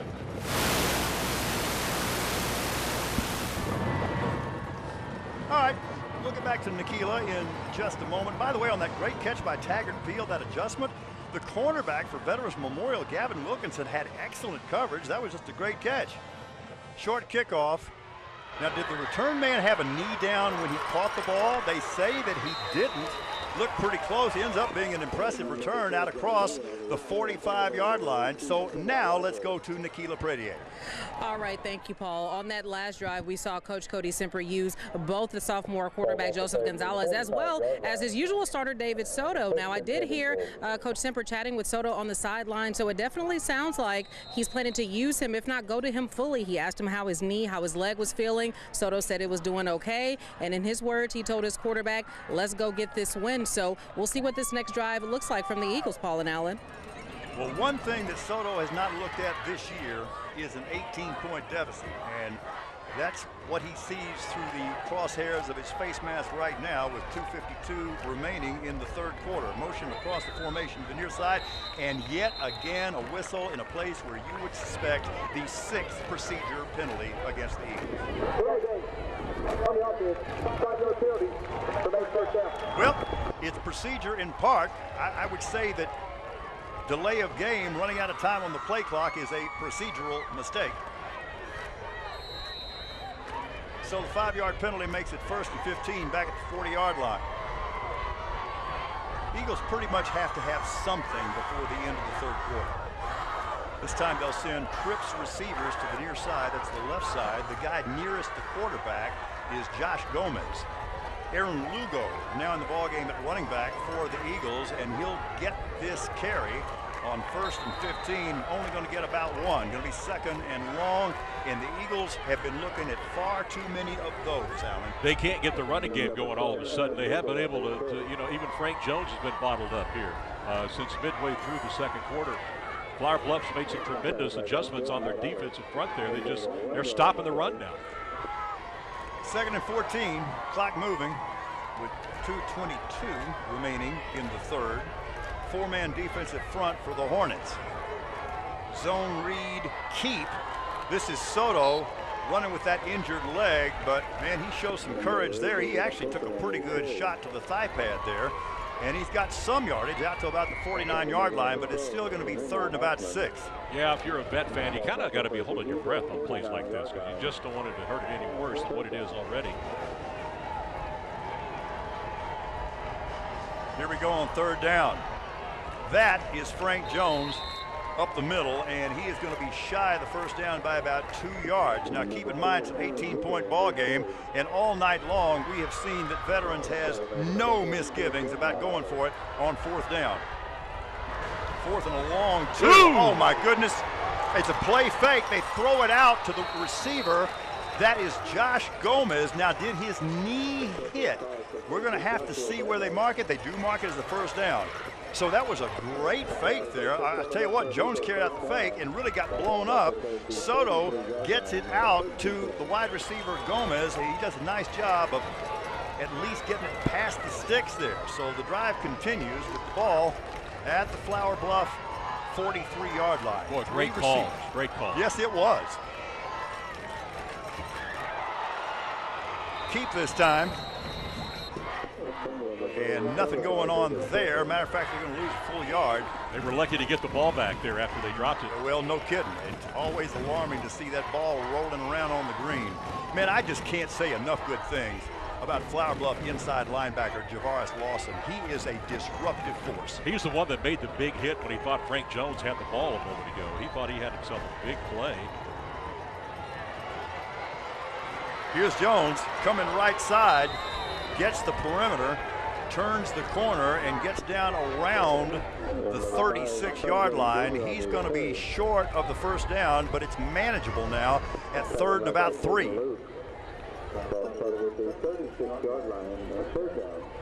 That may have been the final play of the third quarter. Looks like the Eagles in no hurry. We're running inside 10 seconds, and that will be the case. So we played 36 minutes here at Cavanis, and our score after 3 quarters, Flower Bluff has come back to take a 28-10 lead over the Eagles from Veterans Memorial. Back with quarter number 4 in a moment. You're watching Texas High School football from Chris Communications.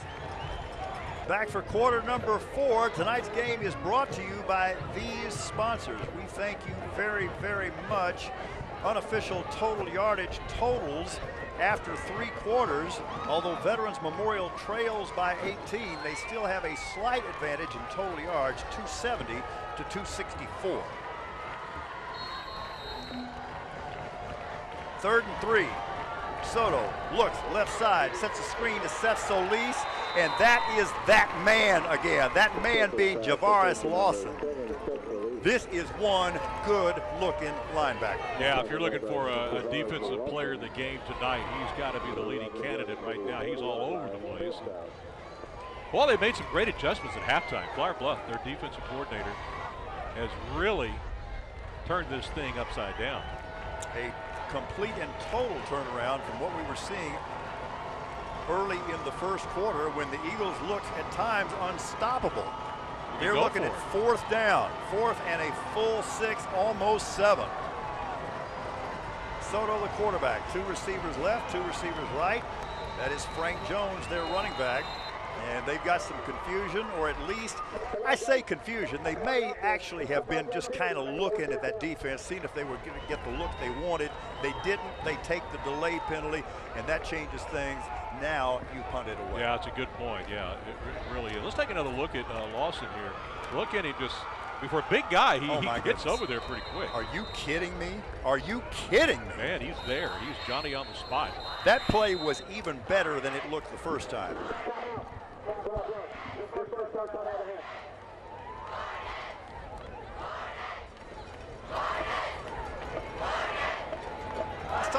blacklist with his back up against the wall. Red enlists Tom's help in executing an elaborate plan to help reestablish his criminal reputation. Watch the blacklist on its new day and time. That's Wednesday at 7 p.m. on Chris 6. Well, we're getting into a pretty tough situation for Memorial now. Now they're going to have to kick the ball away, it looks like. They're down 18. You only got 11 minutes left in the football game. I don't know if they can stop. Flower Bluff has not been able to be stopped since the middle of the second quarter. Yeah, and you really, you know, when I praise one team for their conditioning, it does not mean I'm sliding the other team in that area, because obviously these are very well-conditioned teams. But Flower Bluff really seeming to get stronger as the night goes on. Yeah, without a doubt.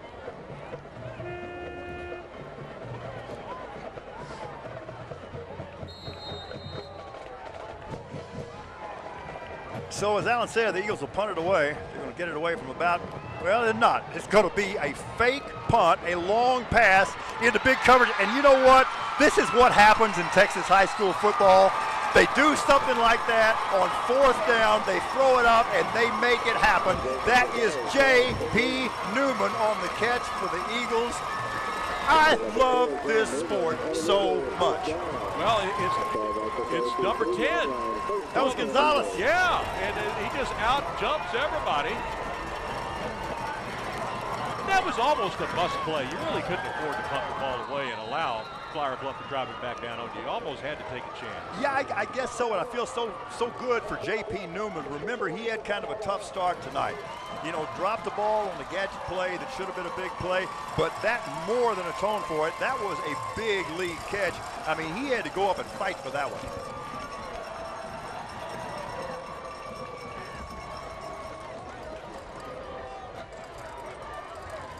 This is just amazing. I mean, when you think of the fighting spirit it takes to pull something off like this, great pass by Gonzalez, and really pretty good coverage on the part of Flower Bluff. That was Caleb Guajardo that was really in good position. Guajardo, you remember, is the guy that took that long pick six to the house earlier.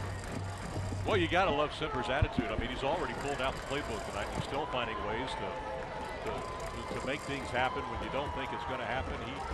I mean, can you imagine just the list and the time they have to practice these amazing trick plays? It's fun, and it keeps your players interested during the week. Running play, Frank Jones over left guard. Gets it down around the 2-yard line.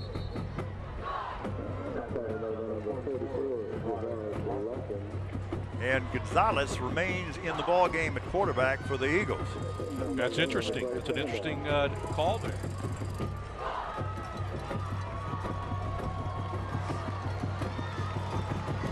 Line of scrimmage officially the 2 from the pistol.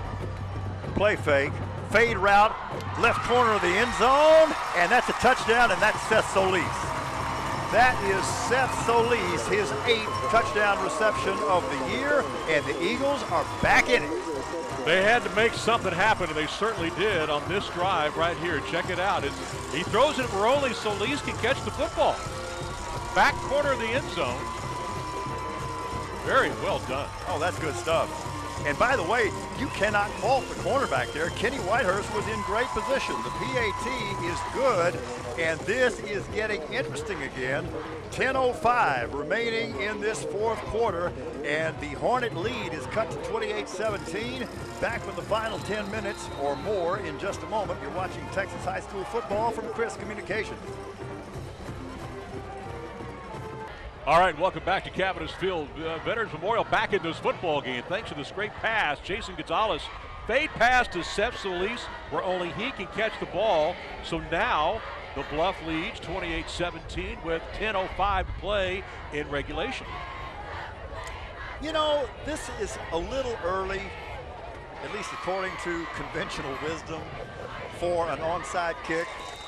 But when does Veterans do anything the conventional way? They have probably run at least 8 unconventional plays tonight. Would you I think that's a conservative estimate. Yeah. They did 5 in about the first 4 seconds of the game. This is a fun one between two unbeaten teams and two teams who are strong contenders to win the South Zone Championship. Eagle crowd getting into it now. What did I tell you? I'm not surprised. And they got it. And I'm not surprised they got it. I'm not surprised they pulled it off. We're waiting for the official signal, but yeah, it looked like it went 10 yards. It looked like it's 5. This is just amazing. Let's take another look at it. The ball gets a perfect bounce right to you-know-who. Look at him again. It's number 4. Is that Newman? Yeah, it is. Man, he is having quite the second half right now. Perfectly executed. Perfectly executed. It's like he's standing there knowing that's where the football is supposed to come to. Because it was. And he did. As I said, perfectly executed. Man, this is good stuff. Soto back in the game at quarterback. Nice 1-2 punch for the Eagles. Counterplay coming near side. Jones cuts it up. Oh, man, they're feeling it now. Jones stays on his feet inside the 20 to the 18-yard line. And you know what? Every single guy in a red jersey thinks they're going to pull this off. A gain of 30 yards. And that'll put him over the 100-yard mark. He's been over 100 every game this year. He began the night with 700 yards total for the season. And we got a whistle on the flag. Line of scrimmage, the 18-yard line.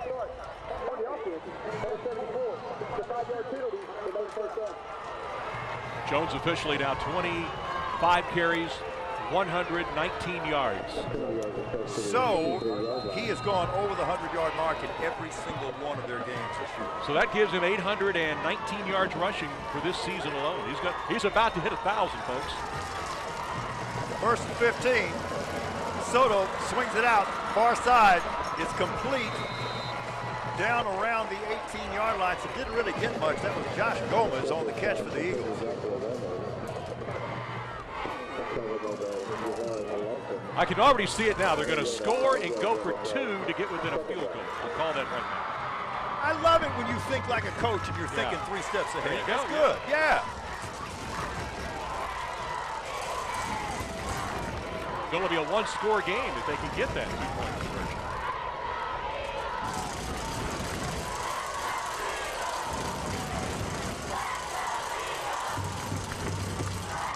That's a backwards pass, but they execute it cleanly. It's complete to Solis. It becomes essentially a jet sweep to the near side and gets down around the 15-yard line, now with 9:02 remaining in the 4th. Ball at the 15. They need to get just inside the 9 for a first down. So almost 7 yards.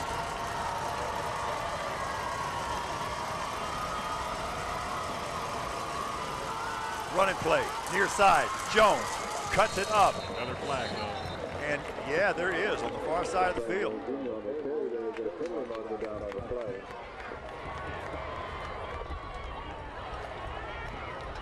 You know, it's almost like Betts just gets this second wind out of nowhere, you know? It looked like they were getting tired. You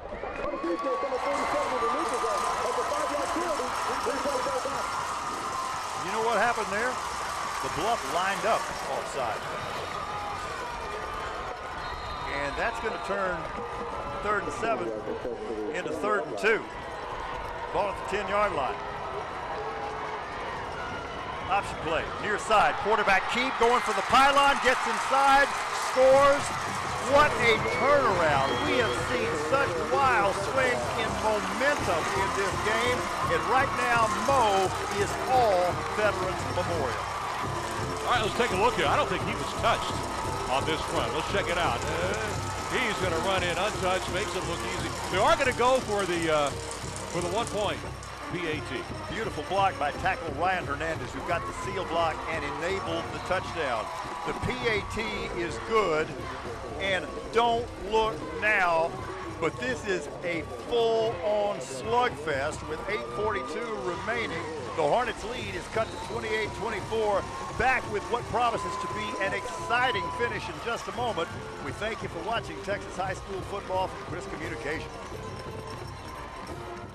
Welcome back to Cavanis Field, where Vets has scored again. Here's how they got it done. Look at David Soto back in the ball game, and it's a quarterback keeper. Strolls in untouched. All of a sudden now, they've gotten to within 4. It's now Flower Bluff 28, Vets 24, and we still got 8:42 left to play. A lot can still happen. Wow. You know, somebody's watching this game, and they went away just a minute ago to make a sandwich, and it was an 18-point game, and they come back, and it's a 4-point game, 14 unanswered points by the Eagles. It is on, folks. Here's the kick.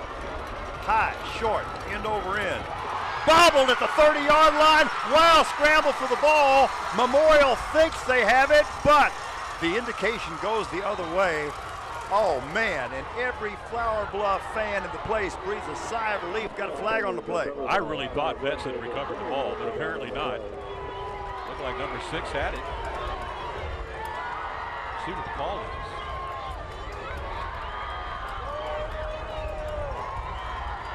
Wow.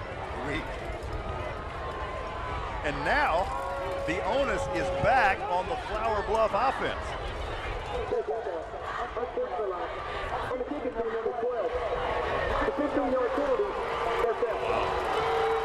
Got to have more discipline than that. The fans are booing, but I will almost guarantee you that was because somebody said something they shouldn't have said. Let's see if we can see what happens here. He calls for the fair catch. Yep.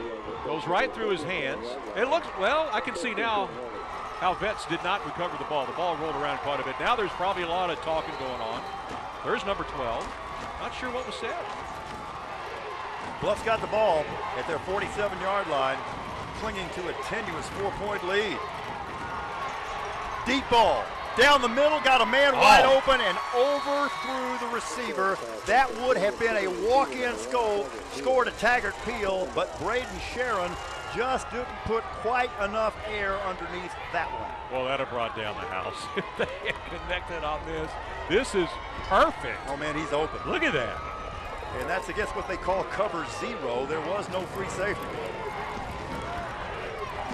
Merely an incomplete pass. 2nd and 10. Sharon will keep near side, going to get hit behind the line of scrimmage. Breaks one tackle, trying to get back, was hit on the sideline, going to lose about 2, back to the 45-yard line. And now that Veterans Memorial defense is one play away from a stop and getting the ball back for their own.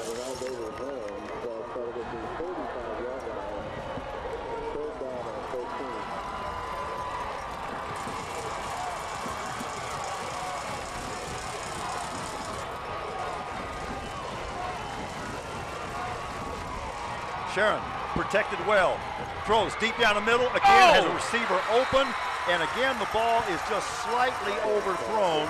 That was intended for Jacob Solis. Could have been, maybe even should have been 2 walk-in scores. Give him credit for at least trying here. This is just a little overthrown, just a tad. I mean, the receivers are doing their job. They're getting open. What's happening in that defensive backfield there? Just couldn't make the connection. And Flower Bluff is going to have to punt it away.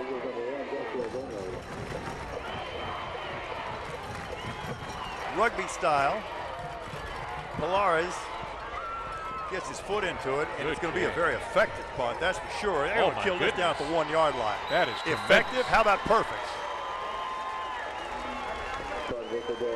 All right, so here's where we are. 8:13 remaining in the 4th, following a 54-yard punt that's killed at the 1. Veterans Memorial trails by 4, and they're 99 yards away from maybe taking the lead. Yeah, and you can't turn it over here. This is big. You know that the Bluff is going to go after him hard on defense here. But hey, you're going to earn it. You got to go 99, right? Is this fun or what? All right, so the quarterback going to be standing back there in his end zone. Gonna watch the snap.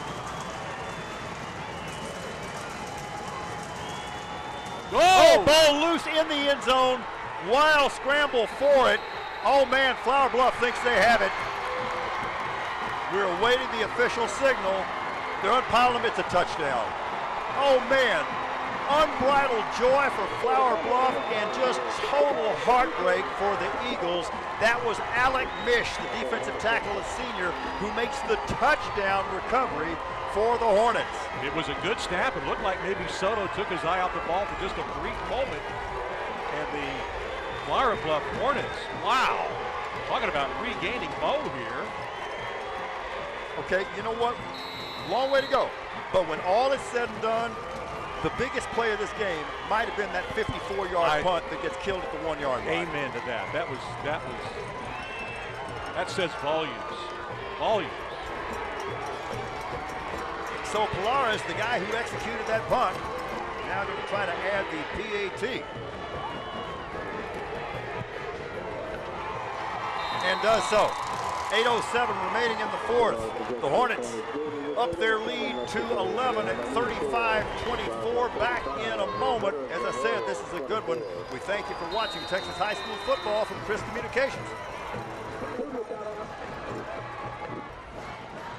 All right, welcome back to one of the wildest football games you're going to see all year. Here's what just happened moments ago. The fumble in the end zone. It's recovered by Alex Mickish for Flower Bluff. They have scored to take a 35-24 lead. And Paul, I got to tell you, this is one of the most fun games I've seen in a long time.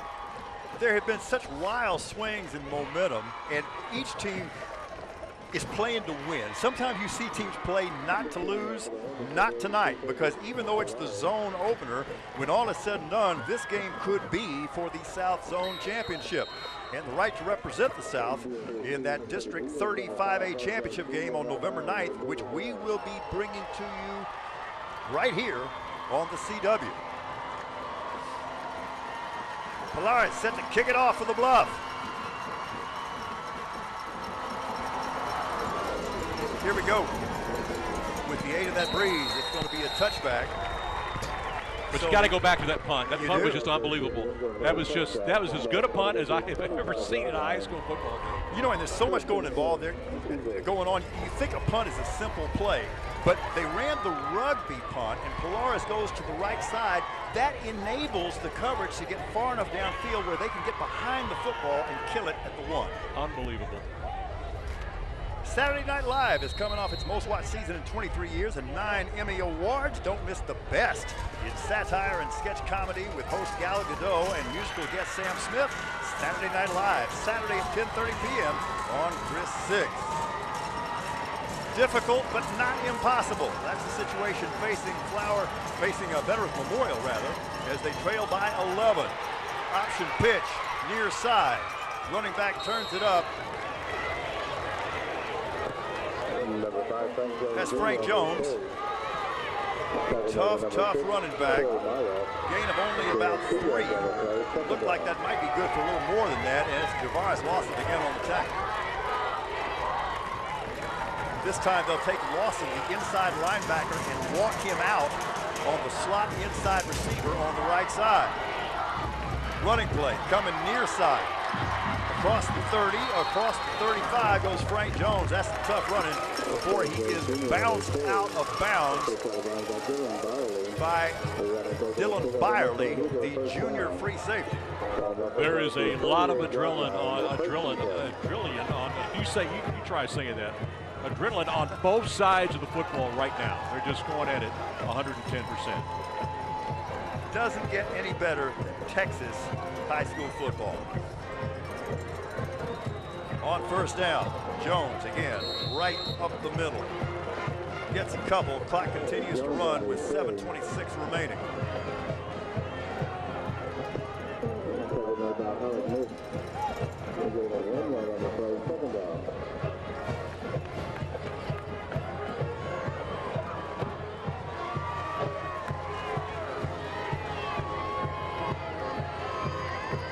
Play clock at 17.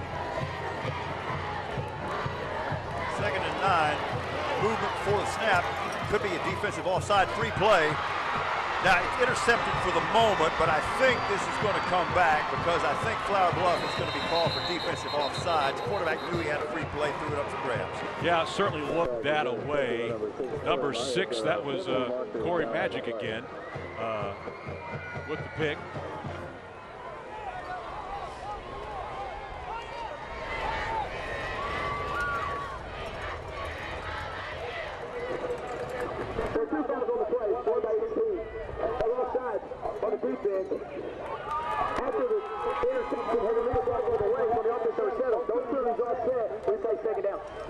Okay, good job of sorting things out by referee Robert Newton.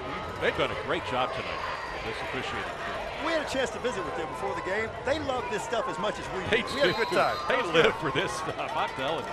They deserve a game like this, I'm telling you.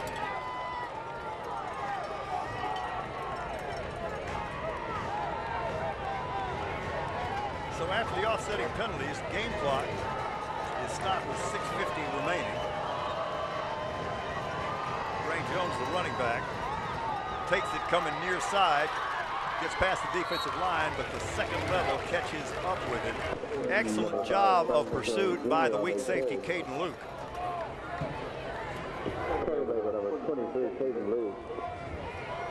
And we already know they're going to go for it on 4th down regardless of what happens here. We know that with 6.5 minutes left in the game, right? We know that more than we know the sun's going to rise in the morning. Absolutely. Swing it out. Far side. That's complete. They're going to get the first down a lot more. On the reception, that's Josh Gomez. Nicely designed play.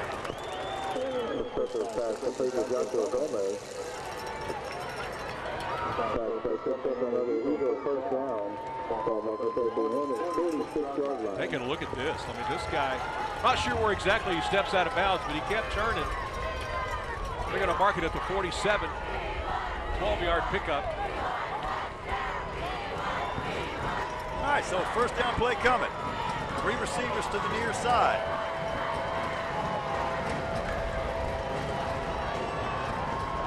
Give. Frank Jones.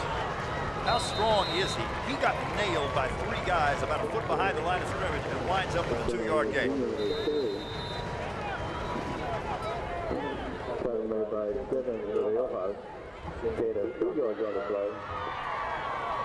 Got an official's timeout here as we do have a player who is shaken up. That's Caden Luke, fine weak safety for Flower Bluff, who's had another big game tonight.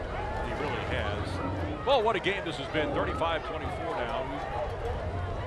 Go back and evaluate this game when it's over. We've got a lot of big plays to talk about tonight. A lot of big momentum shifts. You know, I canceled my bowling night so I could do this game. It was a very good decision. This was a lot more fun. Your teammates were looking for you tonight. They're happy when I'm not there. 2nd and 8.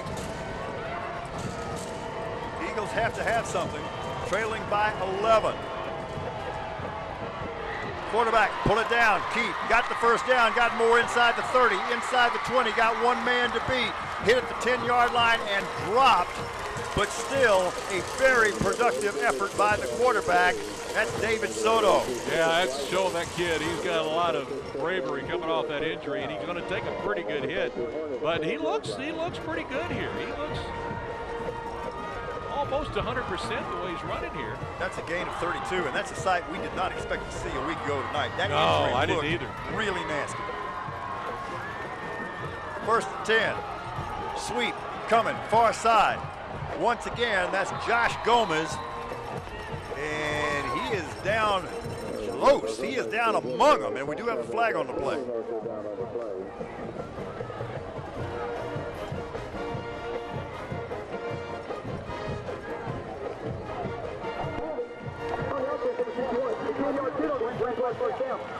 Yeah, you know, when he got the corner on that jet sweep, you could see that somebody was sealing back, and I guess somebody got a little handsy there. Yeah, let's take a look at it and see if we can see it on this play. Yeah, right there. Yeah. Left tackle there got him.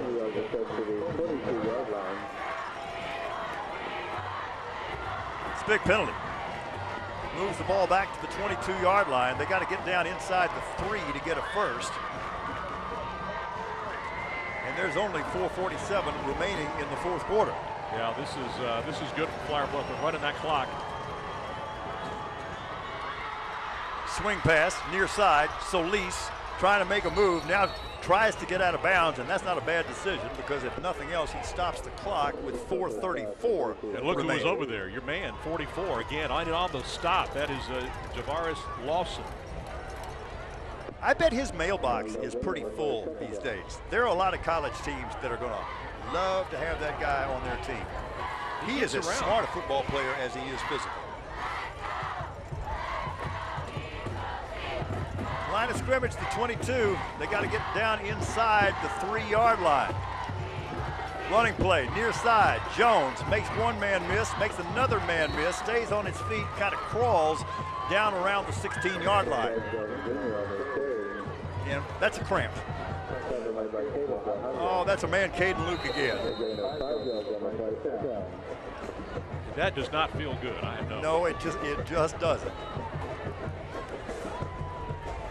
I'm amazed we haven't had more because this has become a really, really humid night, that's for sure. While we have a moment, talking about law and order, secrets, lies, and a crime that shocked the nation. Edie Falco stars in a true crime drama about a notorious murder case. Law and Order True Crime, The Menendez Brothers, Tuesday at 9 p.m. on Chris 6. You know, that's been one of my favorite shows. That show has been on. How long? That show has been around for so many spin-offs. I love that show. I've checked with my wife. If there's a cop show, my wife is going to be watching it. A bunch of them out there.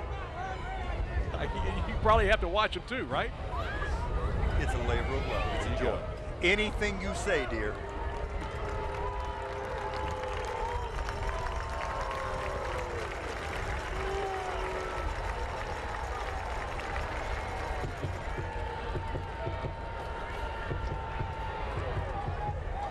You know, I just can't say enough good things about that inside linebacker for Flower Bluff, Javaris Lawson, and he's just a junior.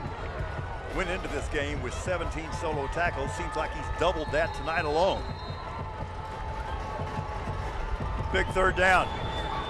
Here's the snap. Throw over the middle. Nice job of convergence by the Hornets secondary. Pass falls incomplete, but that was a really nice play by Caleb Guajardo as he closed quickly. Yeah, let's take another look at it. You know, well, let's see what they're going to do. They may kick. They may actually try the field goal here because they're you know, when you think about it, you're down 11. Yeah. If you can get it to 8, it's still game on. But you got to make this. You got to make it. Dude hadn't missed all year. They put it down at the 23, 33-yard field goal from the right hash. Here's Paris. Good snap, good hold. Kick on its way. Oh, no. Oh, man, I hope I didn't jinx it. Because for the first time this year, it's an errant kick as it goes wide left, and we'll keep it right here with 4:04 remaining. Let's talk about the strategy there. I would maintain strongly that that was absolutely the right decision. You had to, yeah, because you're down 2 scores. You got to do it. Now, you talked about earlier when the guy is kicking from the right hash mark, it's a tough kick. Yeah, it kind of came across his body a little bit. You play a little golf. Yeah. You've done that. Yeah, You've done that. You're gonna hook it, you know. All right, now if you're Flower Bluff, you just want to eat as much clock here as possible. Eagles down to 2 timeouts, 4:04 to play. Well, they literally have something they call the 4-minute drill. It's called run the ball, move the chains when you're up. And don't go out of bounds. Sharon, the quarterback, will keep it. It will stay in bounds. Doesn't get any yardage, but the clock continues to roll with 3:53. Timeout here. Wouldn't you want to call timeout? Yeah, right here? the conventional wisdom is, you know, you take your timeouts on defense because one way or the other, you can always find a way to stop the clock when you have the ball.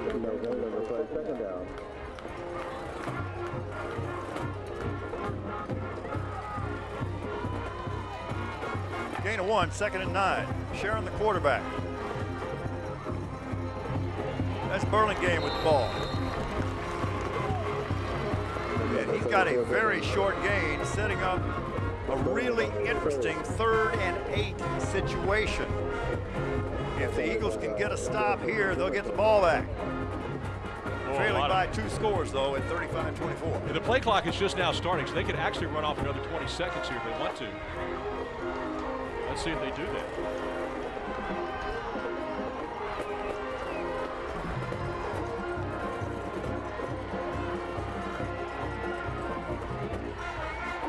Sharon wanted to throw, but he's not going to throw. He's going to get sacked back at the 10-yard line.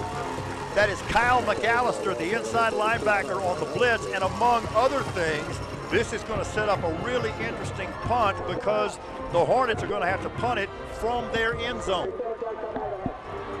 And Vets does call timeout. They waited a little while to call it. I thought they wasted a few seconds there. Look, I'm not second guessing anybody. Look, I'm not going to do that in a high school game. I have so much respect for these coaches. I know how hard this is. I have so much respect for these players. But there is this school of thought that you take the quick timeout on defense. Yes.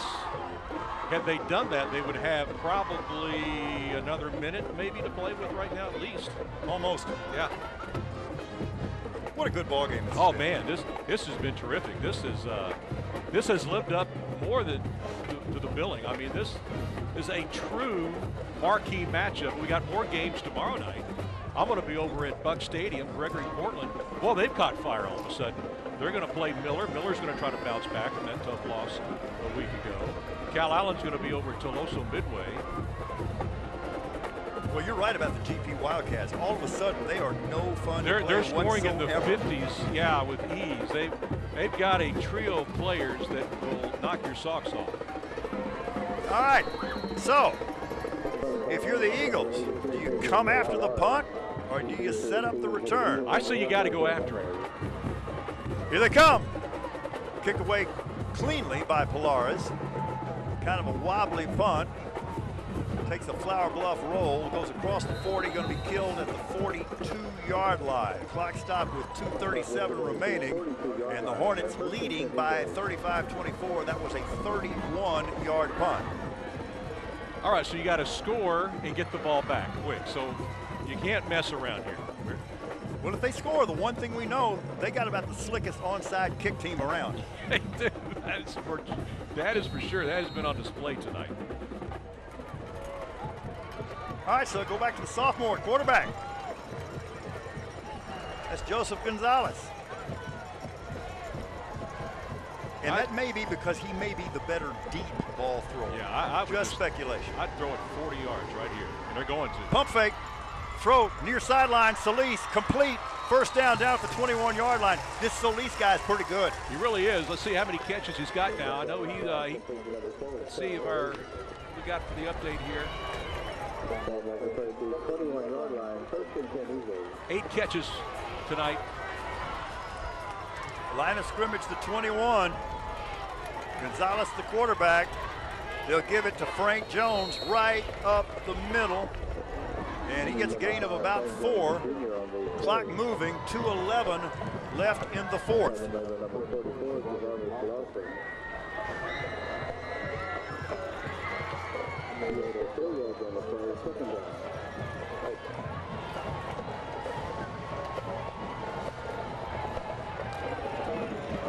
Skinny post, complete, tough catch.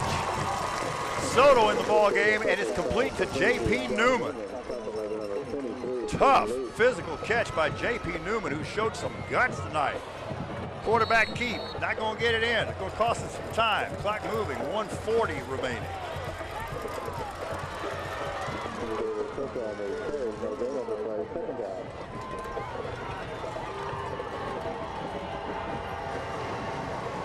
Option play, near side, quarterback keep, touchdown. And things stay interesting. Okay, 5-point ball game. Going to go for 2, trying to get within 3.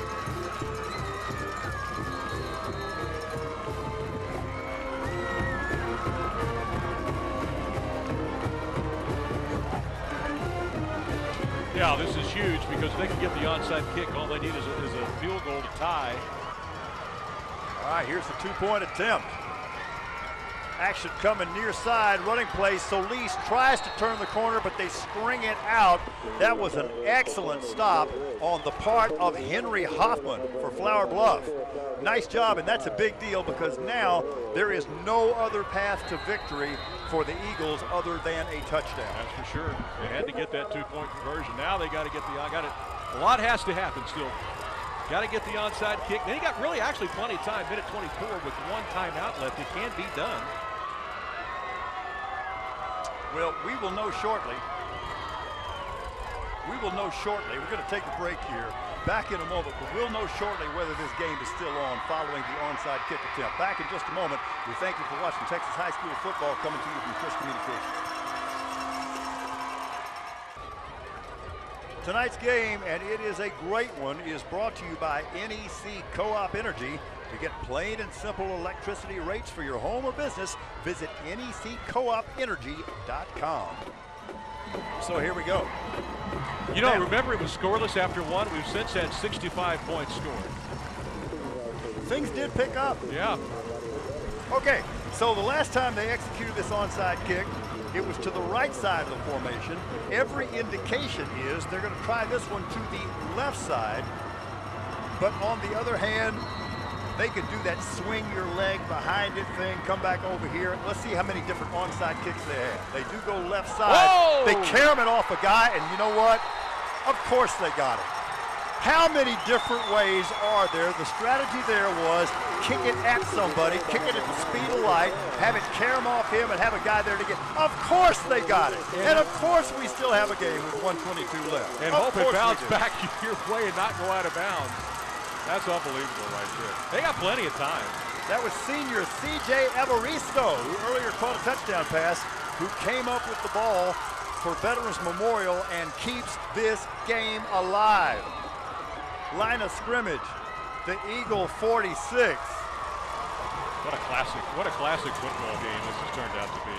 No place I'd rather be. All right, here we go. Soto, the quarterback. Frank Jones, the running back, in the pistol. Now it's set up on the right side of the quarterback. Two receivers left, two receivers right. Big pressure coming. Soto floats near side. Trying to get out of bounds and does so. Gets escorted out of bounds by linebacker Javaris Lawson. Eagle fans want a flag for a hit out of bounds. Not necessarily the way I saw that. What'd you think? No, there was no. That was a clean play. Gain of 4. And shame on those Vets fans. I saw a ton of fans leave about 5 minutes ago. That is their loss. Should have stuck around. That is their loss.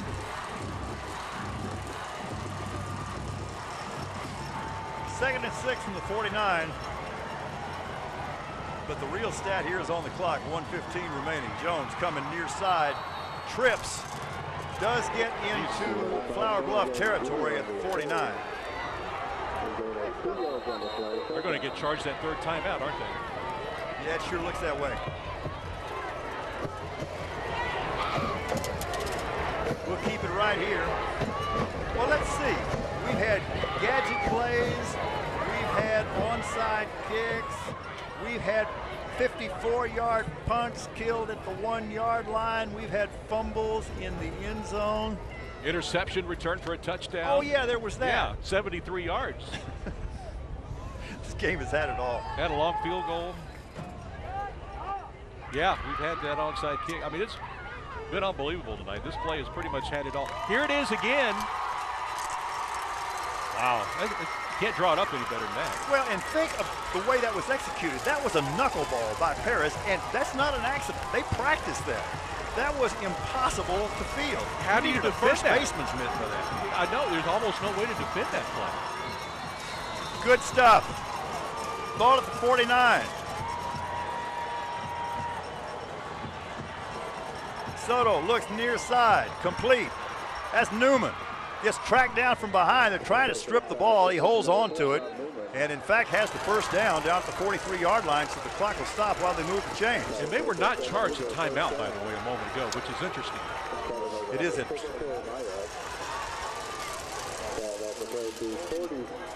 Line of scrimmage at 42. They got to throw the ball. They got to start throwing it downfield now.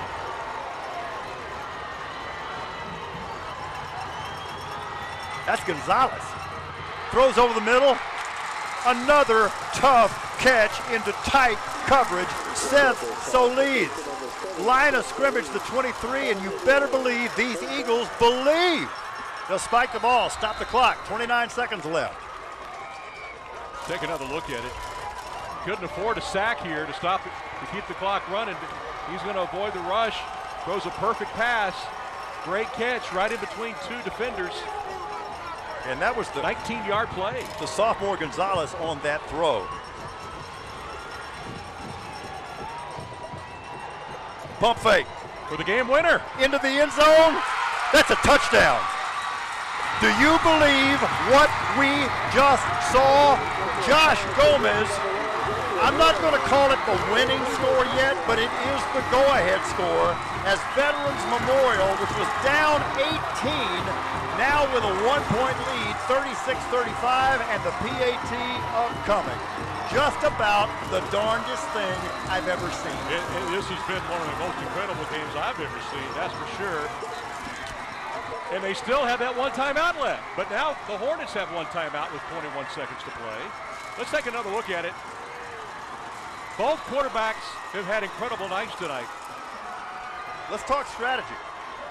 You're up 1, okay? Whether you're up 1 or 2, a field goal could still beat you. Point being, they're going to go for 2 here.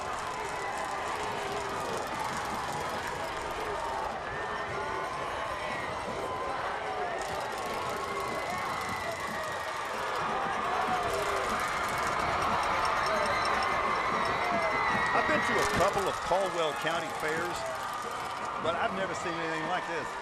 And you know, I was thinking about that when I was watching all those Vets fans. I bet there must have been 500 of them that started filing out of here with 6 minutes to go in the game. I'm thinking, you know, there could be a miracle finish here.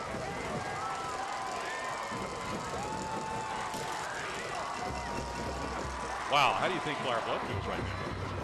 Not real good, but you don't have time for that right now. You still got to think about trying to figure out a way to win this game. As I said, if you do the math, the 2-point attempt is what makes sense here. You want to make it a 3-point game where a field goal can only tie you but doesn't beat you. That's easy money.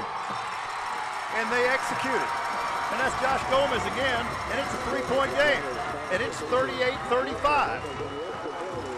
If we could see that touchdown again, I'd love to see it. Here's the 2-point conversion that gives them that 3-point lead.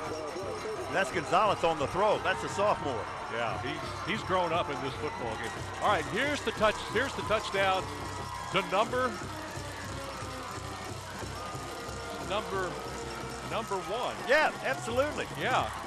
That is our man, Josh Gomez. And you see what they did with the route?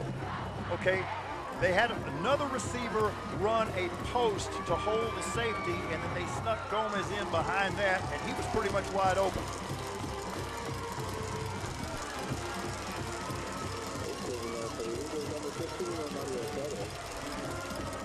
Okay, 21 seconds left in the 4th. Hornets about to get the ball on the kickoff. They trail by 3. They do have 1 timeout remaining.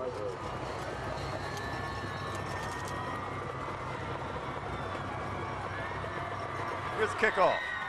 Short, high, end over end. Wisely, I think, fair caught. Yeah, that's C.J. Evaristo with the heady fair catch play for the Hornets. So no time goes off the clock. 20.9 remaining. And the Flower Bluff Hornets, who not very long ago led by 18 and were right on the verge of blowing this one open, now trail by 3 with 20.9 seconds remaining. All right, you know who they want to go to now. You know number 4 is going to be targeted, Brendan Suckley. If he can get about a 30-yard pass play here. Yeah, look, they're playing a 9-man pass defense. There are 9 men in coverage. So, really a pretty good idea to have the quarterback keep the ball and get out of bounds. All right, let's take a look at the target line for a possible field goal. They need to get it down to about, what do you think, 35, 33? With this kicker, by the way, he's a good high school kicker, but they need to get it down farther than that. To get it down to 25, that makes it a 42-yarder. got the win. 15.9 remaining. 3-man defensive front for the Eagles. 9 men in zone coverage. They'll swing it out near side. Complete. Receiver needs to get out of bounds. Does so right at midfield. That's Taggart Peel on the reception for the Hornets. What, 3 seconds run off that play? Yeah, right at it. That's all. Okay, that was good. 11.1 left. Ball at the Hornet 49. What about a 20-yarder here and then throw one to the end zone in the last play? Throw it 20 yards, get out of bounds, then throw one more. You do have the 1 timeout remaining. Sharon, right side, that's to Suckley, complete, out of bounds at the Eagles 46.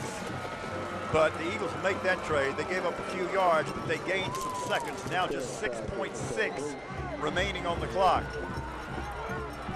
Just got to heave this one down there now, don't you? Well, okay, here's the thing. You got a timeout left. If you can complete a ball at the 25-yard line, you can call a timeout and maybe have a shot at a game-tying field goal. Sharon looks left. This will be the final play of the game. Deep ball over the middle. It is caught, but it is caught as the clock hits 0-0-0. It is party time for the Veterans Memorial Eagles. We'll just be quiet and let it happen.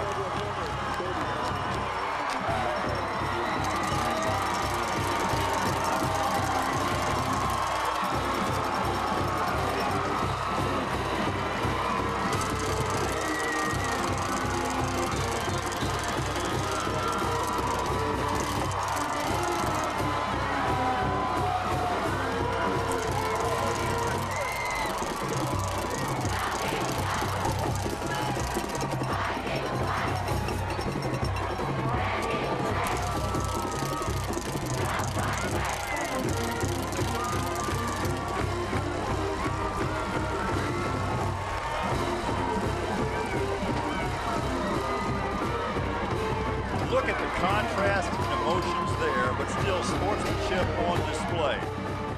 Jubilation for Veterans Memorial, crushing agony for Flower Bluff. Let's send it down to the field and Nikila Pradier.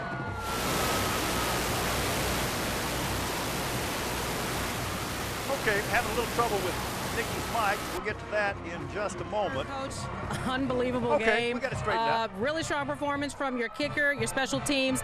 Tell us about onside kicks, how often you guys practice that, and obviously pretty comfortable with running those kind of plays.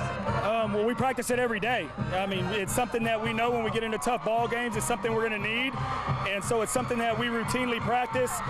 You know, that's a heck of a football game. It's a shame that anybody had to lose. Both teams deserve to win. Fortunately, we came out on top tonight. Yeah, in the second half, we saw you use both Soto and Gonzalez, but on that last drive there, you went to Gonzalez and stuck with the sophomore. Tell me your reasoning behind that and just talk about his performance tonight. Well, I love both of our quarterbacks. Obviously, David got dinged up in last week's game, so Joseph took the majority of the reps this week, and the guy that gets most of the reps is going to get the playing time. We felt comfortable with both of them in the game. They both helped us win this game. Without both of them, we couldn't have won. You know, I put our young quarterback at some tough spots early in the game. We threw 2 interceptions that were completely on me.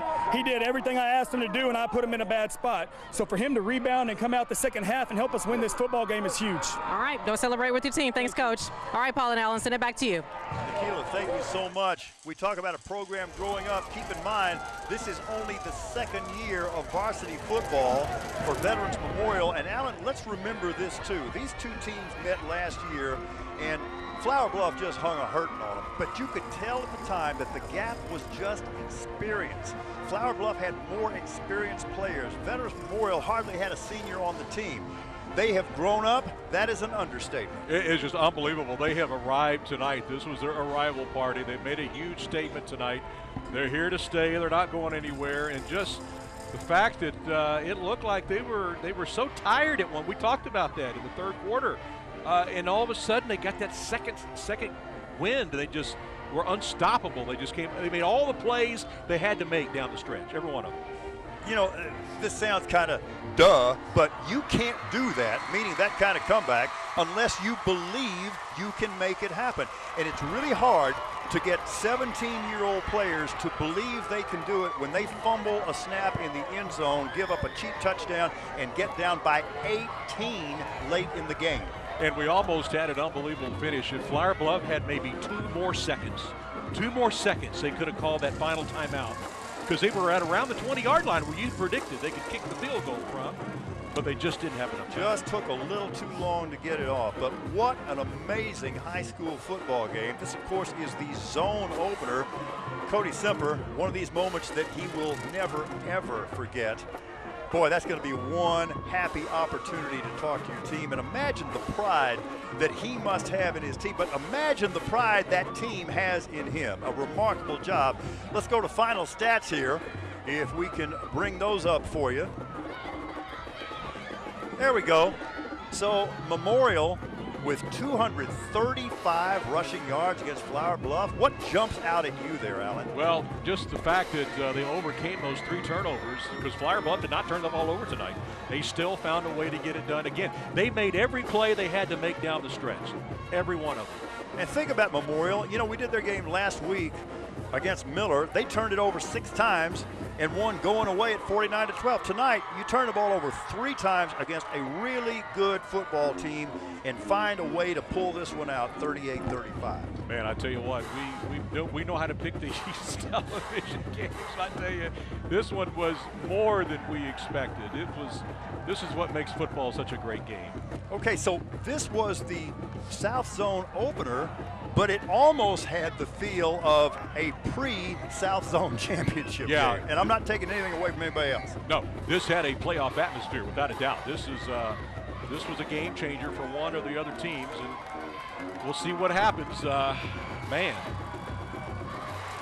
they're going to be tough to beat down the stretch. The one thing I know for sure is that Flower Bluff will bounce back, because that's the kind of program that Chris Steinbrook runs. Yeah, there's no doubt.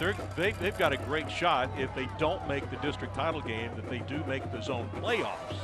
They're just that good. And there's Coach down there. He's talking to his team. He's consoling them, and he knows they played a heck of a football game tonight. Alan, it has been an absolute pleasure. I always so enjoy working with you. That goes for our good friend Nikila Pradier as well, and it goes for everybody on this wonderful Chris 6 team who's bringing you these high school football games. And remember, we are not through yet, because on November 9th, we'll be bringing you that District 35A championship game, South Zone winner against the North Zone winner. A lot of football to be played between now and then.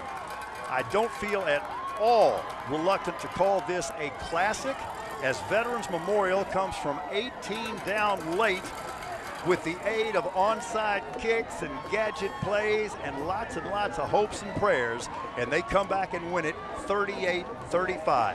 Instant classic.